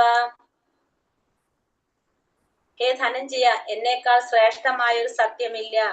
മുത്തുകൾ നൂലിന്മേൽ എന്ന പോലെ സർവ്വതും എന്നിൽ ഇണക്കി കോർക്കപ്പെട്ടിരിക്കുന്നു. അപ്പൊ ഭഗവാൻ പറയാണ് എന്നേക്കാൾ ശ്രേഷ്ഠമായ ഒരു സത്യമില്ല. ഭഗവാനാണ് പരമമായ സത്യം. സത്യം പരം ധീമഹി. ഭഗവാനാണ് പരമമായ സത്യം. ഭഗവാനേക്കാൾ ശ്രേഷ്ഠമായ ഒരു സത്യമില്ല. എങ്ങനെയാണ്? മുത്തുകൾ നൂലിന്മേൽ എന്ന പോലെ. നമ്മള് നൂല് കാണുന്നില്ല. നമ്മൾ ആ മുത്തുകള് നമുക്ക് എങ്ങനെ മനസ്സിലാകും? ഒരു മാല കണ്ടു കഴിഞ്ഞാൽ നമ്മൾ എങ്ങനെയാണ് നമ്മൾ അതില് ഉള്ളില് കോർത്തിരിക്കുന്ന ആ നൂല് നമ്മൾ കാണുന്നില്ല, പക്ഷെ ഭംഗിയായിട്ട് ആ മുത്ത് അടക്കി വെച്ചിരിക്കുന്ന പോലെ നമുക്ക് തോന്നല്ലേ? അതേപോലെ തന്നെ നമ്മള് എന്താ പറയുക, എല്ലാതും എങ്ങനെയാണ് ഭഗവാനിൽ ഇണക്കി കോർക്കപ്പെട്ടിരിക്കുകയാണ്. നമുക്ക് ഭഗവാനെ നമുക്ക് കാണാൻ സാധിക്കുന്നില്ല, പക്ഷെ എല്ലാതും എങ്ങനെയാണ് ഭഗവാനുമായിട്ട് കണക്ട് ചെയ്തിരിക്കുന്നതാണ്. നൂലിന്മേൽ മുത്തുകൾ നൂലിന്മേൽ എന്ന പോലെ സർവ്വതും ഭഗവാനിൽ ഇണക്കി കോർക്കപ്പെട്ടിരിക്കുന്നതാണ് എന്ന് ഭഗവാൻ അർജുനന് പറഞ്ഞു കൊടുക്കാണ്. ഇനി ഭഗവാന്റെ കുറച്ച് വൈഭവങ്ങളെ കുറിച്ച് ഭഗവാൻ ഇവിടെ പറഞ്ഞു കൊടുക്കാണ് അർജുനന്. രസോഹമപ്സു കൗന്ദേയ പ്രഭാസ്മി ശശി സൂര്യയോ പ്രണവ സർവവേദേഷു ശബ്ദഖേ പൗരുഷം നൃഷു. ഹേ കുന്തിപുത്ര, ജലത്തിലെ രസം, സൂര്യചന്ദ്രന്മാരിലെ പ്രകാശം, വേദമന്ത്രങ്ങളിലെ പ്രണവം, ആകാശത്തിലെ ശബ്ദം, പുരുഷന്റെ പൗരുഷവും ഞാനാകുന്നു. അപ്പൊ ഭഗവാനെ കുറിച്ച് എന്താ പറഞ്ഞു കൊടുക്കുന്നത്?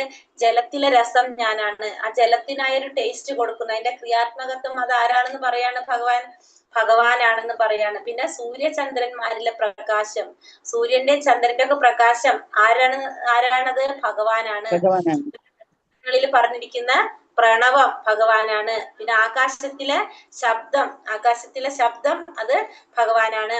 അതുപോലെ തന്നെ പുരുഷന്റെ പൗരുഷവും അതും ഭഗവാനാണെന്ന് ഭഗവാൻ അർജുനനോട് പറഞ്ഞു കൊടുക്കാണ്. ഇതൊക്കെ ഭഗവാന്റെ ചില വൈഭവങ്ങളിൽ അത് ഭഗവാൻ ഇവിടെ പറഞ്ഞു കൊടുക്കാണ്. ഇതൊക്കെ ഭഗവാനെ പ്രതിനിധീകരിക്കുന്നതാണെന്ന് ഭഗവാൻ പറയാനുണ്ട്. ജലത്തിൽ വരുന്ന ഒരു ടേസ്റ്റ്, സൂര്യചന്ദ്രന്റെ പ്രകാശം, വേദമന്ത്രങ്ങളിൽ പറയുന്ന പ്രണവം, ആകാശത്തിന്റെ ഒരു ശബ്ദം, ആകാശത്തിൽ വരുന്ന ശബ്ദം, പിന്നെ പുരുഷന്റെ പൗരുഷം, ഇതെല്ലാം ഭഗവാനെ പ്രതിനിധീകരിക്കുന്നതാണെന്ന് നമുക്ക് പറയാം. ഭഗവാൻ അർജുനന് പറഞ്ഞു കൊടുക്കാണത്. ബീജമാം സർവഭൂതാനാം വിദ്ധി പാർത്ഥ സനാതനം ബുദ്ധിർബുദ്ധിമതാമസ്മി തേജസ്തേജസിനാമഹം. ഹേ കുന്തിപുത്ര, സർവ ജീവജാലങ്ങളുടെയും ആദി ബീജം ഞാനാണെന്ന് നീ അറിയണം. അപ്പൊ എല്ലാ ജീവജാലങ്ങൾക്കും ആദി ബീജം പ്രദാനം ചെയ്തത് ആരാണ്? ഭഗവാനാണ്. ബുദ്ധിമാന്മാരുടെ ബുദ്ധിയും ശക്തിയും തേജസ്വികളുടെ തേജസ്സും ഞാൻ തന്നെ. അപ്പൊ എല്ലാ ജീവജാലങ്ങൾക്കും ആദ്യ ബീജം പ്രദാനം ചെയ്തത് ആരാണ്? ഭഗവാനാണെന്ന് ഭഗവാൻ പറയാണ് ഇവിടെ. എല്ലാ ജീവജാലങ്ങളും നമുക്ക് ചലിക്കുന്നതും ചലിക്കാത്തതായിട്ടുള്ളത് കുറേ ജീവജാലങ്ങളുണ്ട്. അപ്പൊ എല്ലാ ജീവജാലങ്ങൾക്കും ആദ്യ ബീജം പ്രദാനം ചെയ്തത് ഭഗവാനാണെന്ന് ഭഗവാൻ ഇവിടെ അർജുനന് പറഞ്ഞു കൊടുക്കാണ്. എത്ര ജീവജാലങ്ങളുണ്ട്? 84 ലക്ഷം ജീവജാലങ്ങൾ അല്ലെ? ആ ജീവജാലങ്ങൾക്കെല്ലാം എന്താണ് പറഞ്ഞ ആദ്യ ബീജം പ്രദാനം ചെയ്തത് ഭഗവാനാണ്. ബുദ്ധിമാന്മാരുടെ ബുദ്ധിയും ശക്തിയും തേജസ്വികളുടെ തേജസ്സും എല്ലാം ഭഗവാനാണെന്ന് ഭഗവാൻ ഇവിടെ അർജുനനോട് പറയാണ്. യേ ചൈവ സാത്വിക ഭാവ രാജസാസ്താമസാശ്ചയേ മത്ത ഏവേദി താൻ വിദ്ധി നാത്വേഹം തേഷു തേ മയി. സാത്വികങ്ങളും രാജസങ്ങളും താമസികങ്ങളുമായ എല്ലാ അവസ്ഥകളും എന്റെ ശക്തിയുടെ ബഹിസ്ഫുരങ്ങളാണ്. ഒരർത്ഥത്തിൽ അവയെല്ലാം ഞാൻ തന്നെ. എങ്കിലും ഞാൻ അവയ്ക്ക് അധീനനല്ല, ഞാൻ ഭൗതിക ഗുണങ്ങൾക്ക് അധീനനല്ല, മറിച്ച് അവയെല്ലാം എന്നിൽ നിലകൊള്ളുന്നു. അപ്പൊ സാത്വികങ്ങളായിട്ടുള്ളതും രാജസ്യങ്ങളായിട്ടുള്ളതും താമസികങ്ങളായിട്ടുള്ളതും എല്ലാ അവസ്ഥകളും അതെല്ലാതും ഭഗവാന്റെ ശക്തിയുടെ തന്നെ ബഹിസ്ഫുരങ്ങളാണെന്ന്. എല്ലാതും ഭഗവാന്റെ തന്നെ ശക്തിയാണ്. നമുക്കറിയാം ഈ 3 ഗുണങ്ങളും എല്ലാതും ഭഗവാന്റെ അധീനതയിലുള്ളതാണ്. എല്ലാതും. പക്ഷെ ഭഗവാൻ ഒരിക്കലും അതിനെങ്ങനെയല്ല, അതിനധീനനല്ല. ഭഗവാൻ ഇതിനെല്ലാം അതീതനാണ്. ഭഗവാൻ എല്ലാം ഭഗവാനിൽ തന്നെ നിലകൊള്ളുന്നതാണ്. ഈ പറഞ്ഞ ഈ 3 ഗുണങ്ങളും എല്ലാം ഭഗവാനിൽ തന്നെ നിലനിൽക്കുന്നതാണ്. ഭഗവാൻ ഇതിനൊന്നിനും അധീനനല്ല, അതീതനാണ്. അതുകൊണ്ട് ഭഗവാനെ നിർഗുണനാണെന്ന് പറയാം നമുക്ക്. ഭഗവാൻ ആരാണ്? ഭഗവാൻ നിർഗുണനാണ്. ഈ ഗുണങ്ങളിൽ നിന്നെല്ലാം ഈ ഗുണങ്ങളൊന്നും ഭഗവാനെ ബാധിക്കുന്നില്ല. സത്വഗുണം, രജോ ഗുണം, തമോ ഗുണം ഇതൊന്നും ഭഗവാനെ ബാധിക്കുന്നില്ല. ഭഗവാൻ ഇതിനെല്ലാത്തിനും അതീതനാണ്. എപ്രകാരമാണ് ഒരു രാജ്യത്ത് ഒരു രാജാവ്, അവിടെ കുറെ നിയമങ്ങൾ രാജാവ് ഉണ്ടാക്കും. ആ രാജാവിന് ആ നിയമങ്ങളൊന്നും ബാധകമല്ല. അവിടുത്തെ പ്രജകൾക്ക് വേണ്ടി ആ രാജ്യഭരണം നന്നായിട്ട് എന്താ പറയാ രാജ്യം നല്ല രീതിയിൽ പോകാൻ വേണ്ടിയിട്ടാണ് ഈ നിയമങ്ങളൊക്കെ കൊണ്ടുവരുന്നത്. പക്ഷെ ആ നിയമങ്ങൾ ആരെ ബാധിക്കുന്നില്ല? രാജാവിനെ ബാധിക്കുന്നില്ല. അതേപോലെ തന്നെയാണ് ഇവിടെ ഭഗവാൻ ഇതിനൊന്നും അധീനനല്ല, ഭഗവാൻ അതീതനാണ്. ഭഗവാനിൽ നിന്നാണ് ഇതെല്ലാം വരുന്നത്. അതുകൊണ്ട് ഭഗവാൻ എന്ത് പറയാം? നിർഗുണൻ എന്ന് പറയാം. ഗുണങ്ങളൊന്നും ഭഗവാനെ ബാധിക്കാത്തത് കൊണ്ട് ഭഗവാനെ നമുക്ക് നിർഗുണൻ എന്ന് കൂടി പറയാനായിട്ട് സാധിക്കും. ദേവി ഹേഷ്യാഗുണമയീ മമ മായാതുരത്യ മാമേവായേ പ്രപദ്യന്തേ മായാമേധാം തരന്തിതേ. 3 പ്രകൃതി ഗുണങ്ങൾ അടങ്ങിയ എന്റെ ദിവ്യശക്തി അതിജീവിക്കുക എളുപ്പമല്ല, എന്നാൽ എനിക്കായി സ്വയം സമർപ്പിക്കുന്നവർക്ക് അത് നിഷ്പ്രയാസം സാധിക്കും. അപ്പൊ ഭഗവാൻ പറയണത് ഭഗവാന്റെ മൂന്ന് പ്രകൃതി ഗുണങ്ങൾ അടങ്ങിയിട്ടുള്ള ഭഗവാന്റെ ദിവ്യശക്തി, ആ ദിവ്യശക്തി അതിജീവിക്കുക എന്ന് പറയുന്നത് അത്ര എളുപ്പത്തിൽ നടക്കുന്ന കാര്യമല്ല. പക്ഷേ എങ്ങനെയുള്ളവർക്ക് സാധിക്കും? ഭഗവാന് സ്വയം സമർപ്പിച്ചവർക്ക് അത് സാധിക്കും, അല്ലാത്തവർക്ക് അത് സാധിക്കില്ല. ഭഗവാന്റെ ഈ 3 പ്രകൃതിയുടെ ഭൗതിക പ്രകൃതിയുടെ ത്രിഗുണങ്ങൾ അതിക്രമിക്കുക അല്ലെങ്കിൽ അതിജീവിക്കുക എന്ന് പറയുന്നത് അത്ര എളുപ്പത്തിൽ സാധിക്കുന്നതല്ല. പക്ഷെ ഭഗവാന് സ്വയം സമർപ്പിക്കുന്നവർക്ക് മാത്രമേ അത് സാധിക്കുള്ളൂ. അപ്പൊ നമ്മള് പറയുന്ന വെച്ചാല് നമ്മൾ എന്താ പറയാ, നമ്മളിപ്പോ ഒരു കുട്ടി ഒരു അമ്മയുടെ ഗർഭപാത്രത്തിൽ ഇരിക്കുമ്പോ ആ ആത്മാവ്, ആ ജീവാത്മാവിനെ എങ്ങനെ ചിന്തിക്കുന്നത്? ആ ഒരു ഇരുട്ട് മുറിയിലാണത് അല്ലെ. ആ ഇരുട്ട് മുറിയിൽ നിൽക്കുമ്പോ അതിനെ സംബന്ധിച്ച് ഭക്ഷണം ഭക്ഷണം വരുന്നു, എവിടെന്നോ എല്ലാ കാര്യങ്ങളും ഇങ്ങനെ നടക്കാണ്. പക്ഷെ അതിനൊന്നും കാണാൻ സാധിക്കുന്നില്ല, ഒന്നും അറിയാൻ സാധിക്കുന്നില്ല. അപ്പൊ അത് വിചാരിക്കും എന്താണ്, ഇങ്ങനെ ഒരു ജന്മം എനിക്കിനി വേണ്ട എന്നാണ് ചിന്തിക്കല്. എനിക്ക് ഇങ്ങനെ വേണ്ട, ഞാൻ എന്താണ് ഭഗവാനെ കുറിച്ച് അറിയാനും ഭഗവാനെ കുറിച്ച് മനസ്സിലാക്കാനൊക്കെ തയ്യാറാണ്. അതായത് നമുക്ക് വേറെ ഒന്നും വേണ്ട, എവിടെ നിന്നാണ് ഇത് വരുന്നത്, എന്താണ്, നമുക്ക് അതൊന്നും മനസ്സിലാക്കാൻ സാധിക്കില്ല. പക്ഷെ നമ്മൾ എന്ത് ചിന്തിക്കാണ്, ഇങ്ങനൊരു മുറിയിൽ നമുക്ക് ഇനി കെടുക്കണ്ട നമ്മൾ ചിന്തിക്കും. പക്ഷെ നമ്മൾ ആ മുറിന്ന് പുറത്തേക്ക് വരുമ്പോ, അതായത് നമ്മൾ അമ്മയുടെ വയറ്റിൽ നിന്ന് പുറത്തേക്ക് വരുമ്പോ നമ്മൾ അതൊക്കെ മറന്ന് നമ്മൾ എന്ത് സ്വാധീനിക്കാണ് നമ്മളാ ത്രിഗുണങ്ങൾ സ്വാധീനിക്കുകയാണ്. അപ്പൊ നമ്മൾ ഇതൊക്കെ മറന്നുപോയി. നമ്മൾ പറയും അതുവരെ നമ്മൾ എപ്പോഴും ഭഗവാൻ ഓർക്കാം, ഭഗവാനെ എനിക്ക് ഇങ്ങനെ ഒരു ജന്മം വേണ്ട, ഇങ്ങനെ ഒരു റൂമിൽ നമുക്ക് കെടുക്കണ്ട, ഞാൻ ഭഗവാൻ എപ്പോഴും ഓർക്കാം, നമ്മ അങ്ങനെ പറയും, നമ്മൾ പ്രാർത്ഥിക്കും. നമ്മൾ ബുദ്ധി നമുക്ക്, അതായത് എന്താ പറയാ, തലച്ചോറില്ല നമുക്ക് പറയാം, ആ ബ്രെയിൻ നമ്മളെ വർക്കായി തുടങ്ങുന്നുണ്ട്. 3 മാസം കഴിയുമ്പോഴേക്കും നമുക്ക് വർക്കായി തുടങ്ങും. അപ്പൊ നമ്മൾ അങ്ങനെ ചിന്തിക്കും. പക്ഷെ അത് കഴിഞ്ഞ നമ്മൾ ഈ ഭൗതിക ലോകത്തിലേക്ക് വരുമ്പോ എന്താ സംഭവിക്കുന്നത്? ഈ ഭൗതിക പ്രകൃതിയിലെ ത്രിഗുണങ്ങൾ നമ്മളെ സ്വാധീനിക്കുമ്പോ ഇതൊക്കെ നമ്മൾ മറന്നു പോകും. നമ്മൾ എന്താവും, നമ്മൾ അതിനനുസരിച്ച് പിന്നെ നമ്മൾ തുടങ്ങും.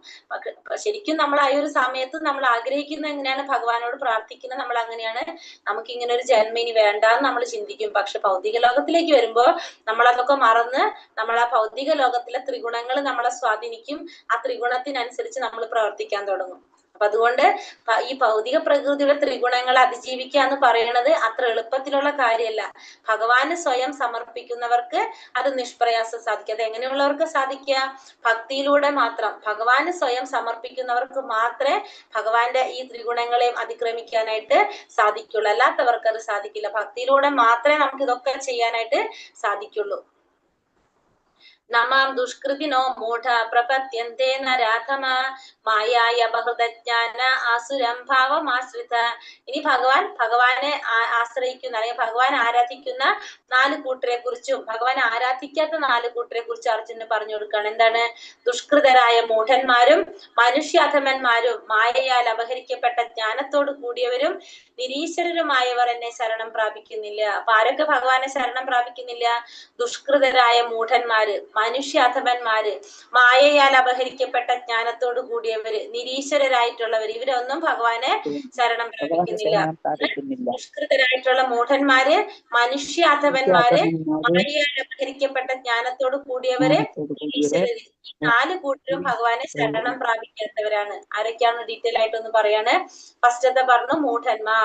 മൂഢന്മാരെന്ന് പറഞ്ഞാല് ഭാരം ചുമക്കുന്ന മൃഗങ്ങളെ പോലെയാണ് അവർ. പ്രയത്നത്തിന്റെ ഫലം സ്വയം അനുഭവിക്കണം അവർക്ക്. അവർ ചെയ്യുന്ന കർമ്മത്തിന്റെ ഫലം സ്വയം അനുഭവിക്കണം എന്ന് ആഗ്രഹിക്കുന്ന ആരെ പോലുള്ളവരാണ്? മൃഗങ്ങളെ പോലെയുള്ളവർ. ഭാരം ചുമക്കുന്ന മൃഗങ്ങളെ പോലെയാണ് ഇവര്.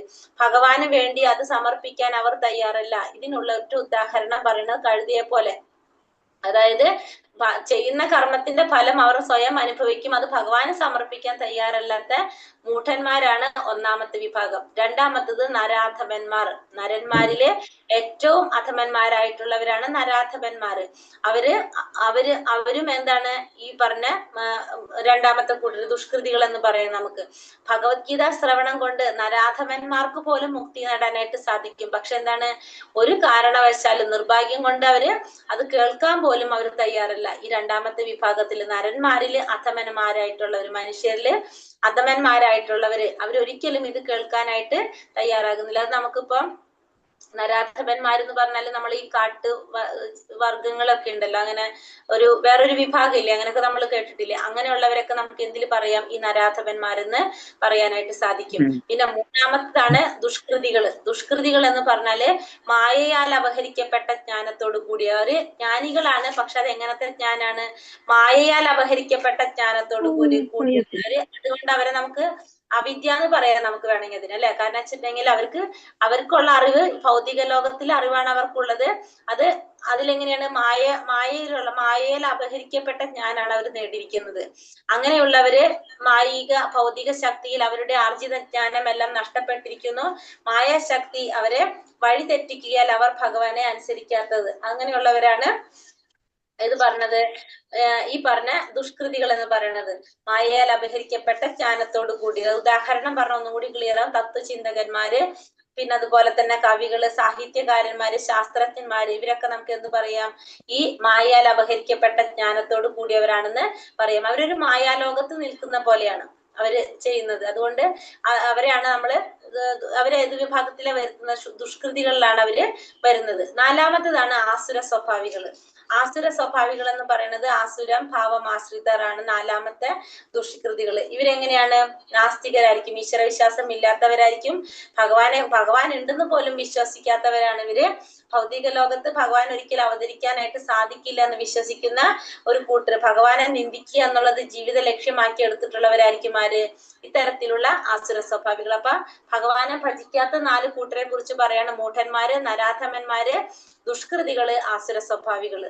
മൂഢന്മാര്, നരാധമന്മാര്, ദുഷ്കൃതികള്, ആസുര സ്വഭാവികൾ. ഈ 4 കൂട്ടര് ഭജിക്കാത്ത 4 കൂട്ടരാണ്. ഇനി 4 കൂട്ടരെ കുറിച്ച് പറയണ സുഹൃത്തികളായിട്ടുള്ള 4 കൂട്ടർ. അതാരൊക്കെയാണ്? ചതുർവിദ്യ ഭജന്തേ മാം ജനാ സുഹൃത്തിനോർജുന ആർത്തോ ജിജ്ഞാസുരർത്ഥാർത്ഥി ജ്ഞാനീ ച ഭരതർഷഭ. 4 കൂട്ടർ. ഹേ ഭരതകുല ശ്രേഷ്ഠ, സുഹൃത്തികളായ 4 കൂട്ടരാണ് എന്നെ ഭജിക്കുന്നത്. ദുഃഖിതൻ, ധനകാംക്ഷി, ജ്ഞാനി, പരമസത്യത്തെ അന്വേഷിക്കുന്ന ജ്ഞാനി. ആർത്തോ ജിജ്ഞാസു അർത്ഥാർത്ഥി ജ്ഞാനി. അതാണ് 4 കൂട്ടര്. ആർത്തോ എന്ന് വെച്ചാല് ദുഃഖിതൻ, ജിജ്ഞാസു, പിന്നെ ആരാണ്? ജിജ്ഞാസു. അർത്ഥാർത്ഥി എന്ന് വെച്ചാല് ധനകാംക്ഷി, പിന്നെ ജിജ്ഞാസു പരമസത്യത്തെ അന്വേഷിക്കുന്ന ജ്ഞാനി. 4 കൂട്ടര്. ആർത്തോ ജിജ്ഞാസു അർത്ഥാർത്ഥി ജ്ഞാനി. അതായത് ആർത്തോ എന്ന് പറഞ്ഞാല് ദുഃഖിതൻ, രണ്ടാമത്തത് ധനകാംക്ഷി എന്ന് പറഞ്ഞാല് അർത്ഥാർത്ഥി എന്ന് വെച്ചാൽ ധനകാംക്ഷിയാണ്. ജിജ്ഞാസു, പിന്നെ 4മത്തത് ജ്ഞാനി. ഈ 4 കൂട്ടരാണ് ഭഗവാനെ ഭജിക്കുന്ന സുഹൃത്തികളായിട്ടുള്ളത്. അപ്പൊ ഈ ആർത്തോ ജിജ്ഞാസു അർത്ഥാർത്ഥി ജ്ഞാനി എന്ന് പറയുന്നത് നമ്മുടെ ആഗ്രഹങ്ങൾക്ക് വേണ്ടിയിട്ട്, നമുക്ക് എന്തെങ്കിലും കാര്യങ്ങൾക്ക് വേണ്ടിയിട്ട് നമ്മൾ ഭഗവാനെ ആരാധിക്കുന്നവരാണ് ഈ 4 കൂട്ടര്. അപ്പൊ നമ്മളൊക്കെ ഈ ഒരു വിഭാഗത്തിൽ വരുന്നവരായിരിക്കും, അല്ലെ? കാരണം വെച്ചാല് നമ്മൾ ഈ ആർത്തോ ജിജ്ഞാസു അർത്ഥാർത്ഥി ജ്ഞാനി എന്ന് പറയുന്നത് ദുഃഖിതൻ അല്ലെങ്കിൽ അർത്ഥാർത്ഥി ജിജ്ഞാസു പരമസത്യ അന്വേഷിക്കും. ഇവരാരും എങ്ങനെയുള്ളവരല്ല? ശുദ്ധ ഭക്തന്മാരല്ല ഒരിക്കലും. അവർ ശുദ്ധ ഭക്തന്മാരല്ല. അവരുടെ ആഗ്രഹങ്ങൾ അനുസരിച്ച്, അല്ലെങ്കിൽ അവർക്ക് ദുഃഖം വരുമ്പോ, അല്ലെങ്കിൽ അവർക്ക് എന്തെങ്കിലും പ്രയാസങ്ങൾ ബുദ്ധിമുട്ടുകൾ വരുമ്പോ, അല്ലെങ്കിൽ അവരെന്തെങ്കിലും കാര്യം നടക്കാൻ വേണ്ടിയിട്ട്, അങ്ങനെയൊക്കെ വേണ്ടിയിട്ട് ഭഗവാനെ ആരാധിക്കുന്നവരാണ് ആര്?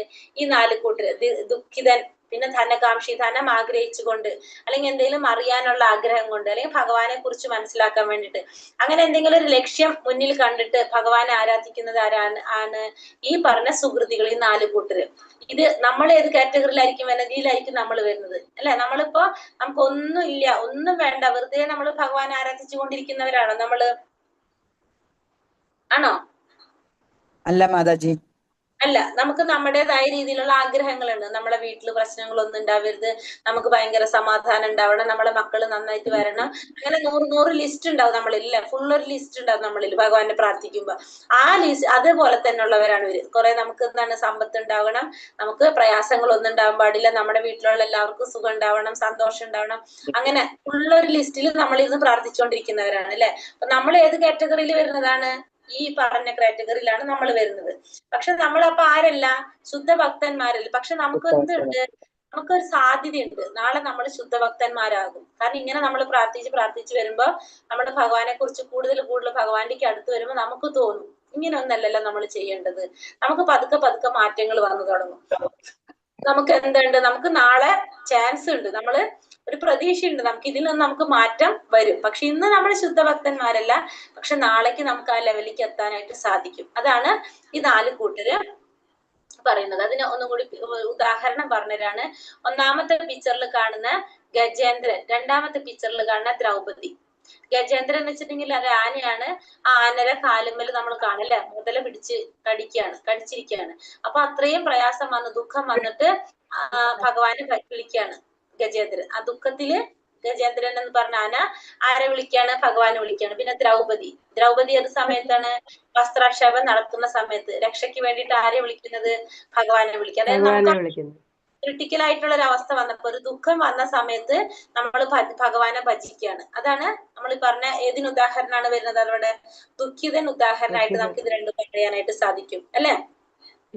പിന്നെ വന്നിട്ട് അടുത്ത പിക്ചറിൽ കാണാം ഒരു അമ്മയുടെ അടുത്ത് വന്നിട്ട് ഭഗവാൻ കൃഷ്ണൻ നിൽക്കുന്നത്. അത് ശുഗദേവ ഗോസ്വാമിയാണ് അവിടെ. ശുഗദേവ ഗോസ്വാമിയുടെ അമ്മയാണത്.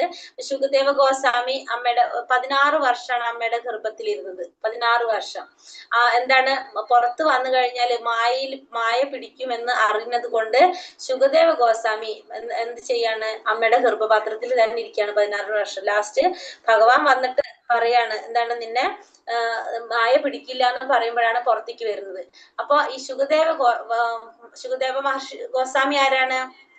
ശുഗദേവ ഗോസ്വാമി ഭാഗവതം പരീക്ഷിത്ത് മഹാരാജാവിന് ഭാഗവതം പറഞ്ഞു കൊടുക്കണാണ് അല്ലെ ശുഗദേവ ഗോസ്വാമി അല്ലെ? ശുഗദേവ ഗോസ്വാമി ജ്ഞാനിക്ക് ഉദാഹരണമാണ്. കാരണം അമ്മയുടെ ഗർഭപാത്രത്തിൽ ഇരുന്നിട്ട് എന്താണ് ഗർഭത്തിൽ ഇരുന്നിട്ട് ഭാഗവതം കേൾക്കാനായിട്ട് ആർക്ക് സാധിച്ചു? വ്യാസദേവന്റെ മകനാണ് ശുഗദേവ ഗോസ്വാമി. ഭാഗവതം കേൾക്കാനായിട്ട് സാധിച്ചു. അപ്പൊ അതുകൊണ്ട് ജ്ഞാനിക്ക് ഉദാഹരണമാണ് ആര്? ശുഗദേവ ഗോസ്വാമി. ഇനി അടുത്ത പിക്ചർ പറയുന്നത് അടുത്ത രണ്ട് പിക്ചർ. ഒന്ന് പരീക്ഷിത്ത് മഹാരാജാവ് ഭാഗവതം കേൾക്കാണ്.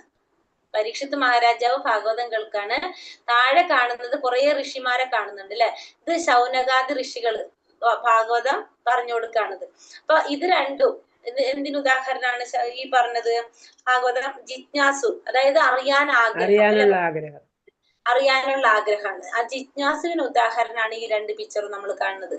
പിന്നെ ഇപ്പുറത്ത് കാണുന്ന ഈ 2 പിക്ചർ, ഒരു കുട്ടി, അത് ധ്രുവകുമാരനാണ്. ധ്രുവനും ഭഗവാനുമാണത്. ഭഗവാനെ പ്രാർത്ഥിക്കാണ് ധ്രുവൻ. തന്റെ രണ്ടാനമ്മയിൽ നിന്ന് ചീത്ത കേട്ടിട്ട്, അപ്പൊ ധ്രുവന് കുട്ടിയായിരിക്കുന്ന സമയത്ത് തന്നെ അല്ലെ, ആ ധ്രുവന് പ്രയാസമായിട്ട് ഭഗവാനെ പ്രാർത്ഥിക്കുകയാണ്. അച്ഛനേക്കാളും കൂടുതൽ സമ്പത്ത് ഉണ്ടാവാൻ വേണ്ടിയിട്ട് ആഗ്രഹിച്ചിട്ടാണ് ഭഗവാനെ പ്രാർത്ഥിക്കാൻ തുടങ്ങുന്നത്. അതിന് ഉദാഹരണമാണ് അപ്പൊ ധ്രുവൻ. പിന്നെ രണ്ടാമത്തത് ശ്രീരാമസ്വാമിയായിട്ട് സഖ്യം ചേരാണ് ആര്? സുഗ്രീവൻ. നഷ്ടപ്പെട്ടു പോയിട്ടുള്ള തന്റെ രാജ്യം തിരിച്ചു കിട്ടാൻ വേണ്ടി. അപ്പൊ ധനം ആഗ്രഹിച്ചുകൊണ്ടാണ് എന്ത് ചെയ്യുന്നത്? ഇവര് രണ്ടുപേരും ഭഗവാനെ ഭജിക്കുന്നത്. അപ്പൊ ധനകാംക്ഷിക്ക് ഉദാഹരണമാണ് നമ്മൾ ഈ താഴെ കാണുന്ന 2 പിക്ചറും. മനസ്സിലായത്? ബഹൂനാം ജന്മനാം അന്തേ ജ്ഞാനവാൻമാൻ പ്രപദ്യതേ വാസുദേവ സർവമിതി സ മഹാത്മാസു ദുർലഭ. അസംഖ്യം ജനന മരണങ്ങൾക്ക് ശേഷം ജ്ഞാനവാനായ വ്യക്തി സർവജ്ഞനാണ്. കാരണങ്ങൾക്ക് കാരണഭൂതനും സർവവ്യാപിയുമാണ് ഞാനെന്ന് മനസ്സിലാക്കി എന്നെ അവർ ശരണം പ്രാപിക്കുന്നു. അപ്രകാരമുള്ള മഹാത്മാക്കൾ വളരെ വിരളമാണ്. അസംഖ്യം ജനന മരണങ്ങൾക്ക് ശേഷം, ഇപ്പൊ നമ്മൾ പറഞ്ഞത് അല്ലെ, ക്ലാസ് തുടങ്ങുമ്പോ നമ്മൾ പറഞ്ഞു, കുറെ ജനന മരണങ്ങൾക്ക് ശേഷമാണ് ജ്ഞാനവാനായിട്ടുള്ള ഒരു വ്യക്തി സർവജ്ഞനാകുന്നത്. കാരണങ്ങൾക്കും കാരണഭൂതനും സർവവ്യാപിയുമാണെന്ന് ഭഗവാനെ മനസ്സിലാക്കിയിട്ട് ഭഗവാനെ ശരണം പ്രാപിക്കാനായിട്ട് കുറെ ജന്മങ്ങൾ എടുത്താൽ മാത്രമാണ് സാധിക്കുന്നത്. അങ്ങനെയുള്ള വ്യക്തികളാണെങ്കിലോ വളരെ വിരളവുമാണ്. അങ്ങനെയുള്ള മഹാത്മാക്കൾ വളരെ വിരളവുമാണെന്നാണ് ഭഗവാൻ ഇവിടെ പറയുന്നത്.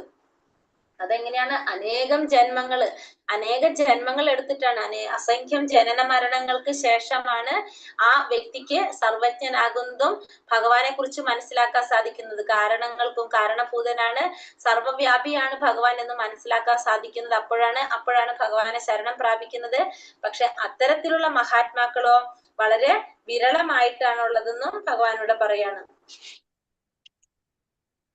കാമസ്തൈസ്തൈ ഹൃദജ്ഞാനം പ്രപഥന്യേന്യ ദേവതാഹ തം തം നിയമമാസ്ഥായ പ്രകൃത്യാ നിയതാ സ്വയം. ഭൗതിക അഭിലാഷങ്ങളിൽ അപഹരിക്കപ്പെട്ട ജ്ഞാനത്തോട് കൂടിയവർ ദേവന്മാരെ ശരണം പ്രാപിക്കുന്നു. പ്രത്യേക നിയമങ്ങളും നിബന്ധനകളും അനുസരിച്ച് അവർ സ്വപ്രകൃതിയാൽ ദേവന്മാരെ ആരാധിക്കുന്നു. അപ്പൊ ഭൗതിക അഭിലാഷങ്ങൾ അപഹരിക്കപ്പെട്ട ജ്ഞാനത്തോട് കൂടിയവര്. അപ്പൊ നമ്മളെ ഭൗതികമായിട്ടുള്ള ആഗ്രഹങ്ങൾ നടക്കാൻ വേണ്ടിയിട്ട് നമ്മൾ ആരെയാണ് ആരാധിക്കുന്നത്? ദേവന്മാരെയാണ് ശരണം പ്രാപിക്കുന്നത്. നമ്മൾ പ്രത്യേക നിയമങ്ങളും നിബന്ധനകളും ഒക്കെ വെച്ച് സ്വപ്രകൃതിയാൽ നമ്മൾ എന്ത് ചെയ്തുകൊണ്ടിരിക്കുകയാണ്? ദേവന്മാരെ ആരാധിച്ചു കൊണ്ടിരിക്കുക. അപ്പൊ നമ്മുടെ ഭൗതികമായിട്ടുള്ള ആഗ്രഹങ്ങൾ നടക്കാൻ വേണ്ടിയിട്ട്, ഭൗതികമായിട്ടുള്ള അഭിലാഷങ്ങളൊക്കെ നടക്കാൻ വേണ്ടിയിട്ട് നമ്മള് ദേവന്മാരെ ശരണം പ്രാപിക്കുകയാണ് ചെയ്യുന്നത്. അങ്ങനെ പ്രത്യേക നിയമങ്ങളും നിബന്ധനകളും ഒക്കെ അനുസരിച്ച് നമ്മൾ ഈ ദേവന്മാരെ ആരാധിച്ചു പോകാം. അതാണ് ഇതിൽ പറയുന്നത്. അപ്പൊ നമ്മള് ഭൗതികമായിട്ടുള്ള നമ്മൾ ആഗ്രഹങ്ങൾ നടക്കാൻ വേണ്ടിയിട്ട് നമ്മൾ ആരാധിക്കും? ദേവന്മാരെ. നമ്മളിവിടെ കാണുന്നുണ്ട് അല്ലെ, സത്വഗുണത്തിലുള്ളവര് ആരെ ആരാധിക്കാണ്? ദേവന്മാരെ ആരാധിക്കാണ്. പിന്നെ ഭൂതപ്രതാദികൾ ആരാധിക്കുന്നവരുണ്ട്. പിന്നെന്താണ് നമ്മള് ഭൂതപ്രത ബിഷപ്പിന്, അതുപോലെ തന്നെ എന്താണ് പറഞ്ഞത്, ഭഗവാൻ ആരാധിക്കുന്നവരുണ്ട്, ദേവന്മാരെ ആരാധിക്കുന്നവരുണ്ട്, ഭൂതപ്രേത പിശാചികളെയൊക്കെ ആരാധിക്കുന്നവരുണ്ട്. അങ്ങനെ പലതരത്തിലാണ് പറഞ്ഞത്. അപ്പൊ അത് ഓരോരുത്തരിലും നമ്മളിരിക്കുന്ന ഗുണത്തിനനുസരിച്ച് നമ്മൾ ഓരോരുത്തരെ ആരാധിച്ചു കൊണ്ടിരിക്കും. അപ്പൊ ഭൗതികമായിട്ടുള്ള ആഗ്രഹങ്ങൾ നേടാൻ വേണ്ടിയിട്ട് നമ്മൾ ആരെ ആരാധിക്കും? ദേവന്മാരെ ശരണം പ്രാപിക്കും. അങ്ങനെ നമ്മുടേതായിട്ടുള്ള രീതിയിൽ നിയമങ്ങളും ഇതൊക്കെ വെച്ചിട്ട് നമ്മൾ എന്ത് ചെയ്യും? നിബന്ധനകളൊക്കെ അനുസരിച്ച് നമ്മൾ ആ ദേവന്മാരെ ആരാധിക്കും. നമ്മളിപ്പോ അസുഖങ്ങൾ മാറാനായിട്ട്, നമ്മൾ രോഗശാന്തിക്ക് നമ്മൾ എന്ത് ചെയ്യും? സൂര്യനെ ആരാധിക്കും. നമുക്ക് വിദ്യ നേടിത്തരാനായിട്ട് നമ്മൾ സരസ്വതി ദേവിനെ ആരാധിക്കും. വിഘ്നങ്ങൾ മാറ്റി തരാനായിട്ട് ഗണപതി അല്ലെ, വിഘ്നേശ്വരനെ ആരാധിക്കും. അങ്ങനെ ഇതൊക്കെ നമ്മൾ നമ്മുടേതായിട്ടുള്ള ഭൗതികമായിട്ടുള്ള പിന്നെന്താണ് കുറെ ഐശ്വര്യം ഉണ്ടാകാനായിട്ട് നമ്മള് ലക്ഷ്മി ദേവി ആരാധിക്കും. അല്ലെങ്കിൽ നമ്മളെ ശത്രുദോഷം മാറാൻ വേണ്ടിയിട്ട് നമ്മൾ ദുർഗനെ ആരാധിക്കും. അങ്ങനെ ഓരോന്നിനു വേണ്ടിയിട്ട്, നമ്മുടെ ഓരോരോ കാര്യങ്ങൾക്ക് വേണ്ടിയിട്ട് നമ്മൾ ഓരോ ദേവന്മാരെ ആരാധിക്കുകയാണ് ചെയ്യുന്നത് അല്ലെ. പല പല കാര്യങ്ങൾക്ക് വേണ്ടിയിട്ട് നമ്മൾ ആ ആഗ്രഹം മുന്നിൽ നിർത്തിക്കൊണ്ട് നമ്മൾ ഇവരെ ആരാധിക്കുകയാണ്. അത് എങ്ങനെയാണ്? പ്രത്യേക നിയമങ്ങളും അതുപോലെ തന്നെ നിബന്ധനകൾക്കും അനുസരിച്ചാണ് നമ്മള് ആരാധിക്കുന്നത്, ഇത്തരത്തിലുള്ള ദേവന്മാരെ ആരാധിക്കുന്നത്. പക്ഷെ ശുദ്ധ ഭക്തന്മാർ ഒരിക്കലും എന്ത് ചെയ്യുന്നില്ല? ഇത്തരത്തിലുള്ള ദേവന്മാരെ ആരാധിക്കാനായിട്ട് പോകുന്നില്ല. അവര് ഭഗവാനെ മാത്രമാണ് സമീപിക്കുന്നത്. മറ്റുള്ള ദേവന്മാരെ ആരാധിക്കാനായിട്ട് അവര് ശ്രമിക്കുന്നില്ല. അന്തവത്തു ഫലം തേഷാം. ഇതിനിടയിൽ ഒരു ശ്ലോകം ഉണ്ട്, അത് പറയാ. 21 22. അല്ലെങ്കിൽ ഇത് പറഞ്ഞു കഴിഞ്ഞാൽ നിങ്ങൾക്ക് കൺഫ്യൂഷൻ ആവും.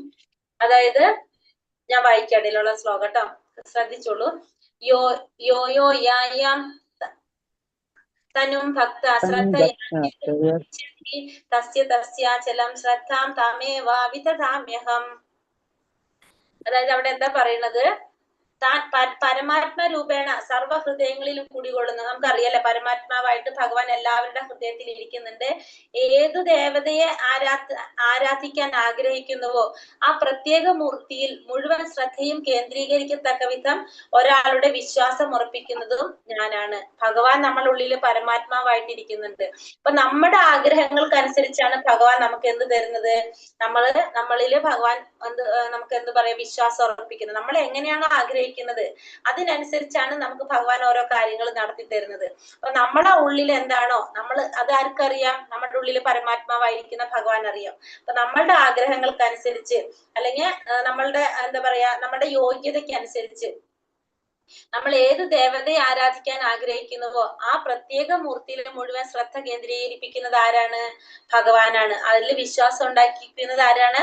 ഭഗവാനാണെന്ന് നമുക്ക് ഈ 21-ാം ശ്ലോകത്തില് പറയുന്നുണ്ട്. അപ്പൊ നമ്മളെ ഉള്ളില് ഭഗവാൻ പരമാത്മാ രൂപത്തിൽ ഇരിക്കുന്നുണ്ട്. ആ പരമാത്മാ രൂപത്തിലിരിക്കുന്ന ഭഗവാൻ അറിയാം നമ്മൾ എന്താണ് ആഗ്രഹിക്കുന്നത്, ഭഗവാൻ അറിയാം. അപ്പൊ അതിനനുസരിച്ച് നമ്മുടെ ശ്രദ്ധ കേന്ദ്രീകരിപ്പിക്കുന്നത് ആരാണ്? ഭഗവാനാണെന്ന് ഭഗവാനോട് പറയാണ്. അടുത്ത ശ്ലോകത്തിൽ പറയുന്നുണ്ട്, അങ്ങനെ വിശ്വാസം ഉറച്ച് ഒരു ദേവനെ ആരാധിക്കാൻ മുതിരുന്ന വ്യക്തിക്ക് താൻ ഇച്ഛിക്കുന്നത് കൈവരും. വാസ്തവത്തിൽ ഇത് നടത്തി കൊടുക്കുന്നതും ആര് തന്നെയാണ്? ഭഗവാൻ തന്നെയാണ്. അങ്ങനെ വിശ്വാസം ഉറപ്പിച്ചു കഴിഞ്ഞാല് ആ വ്യക്തിക്ക് അത് നടത്തി കൊടുക്കുന്നതും ആര് തന്നെയാണ്?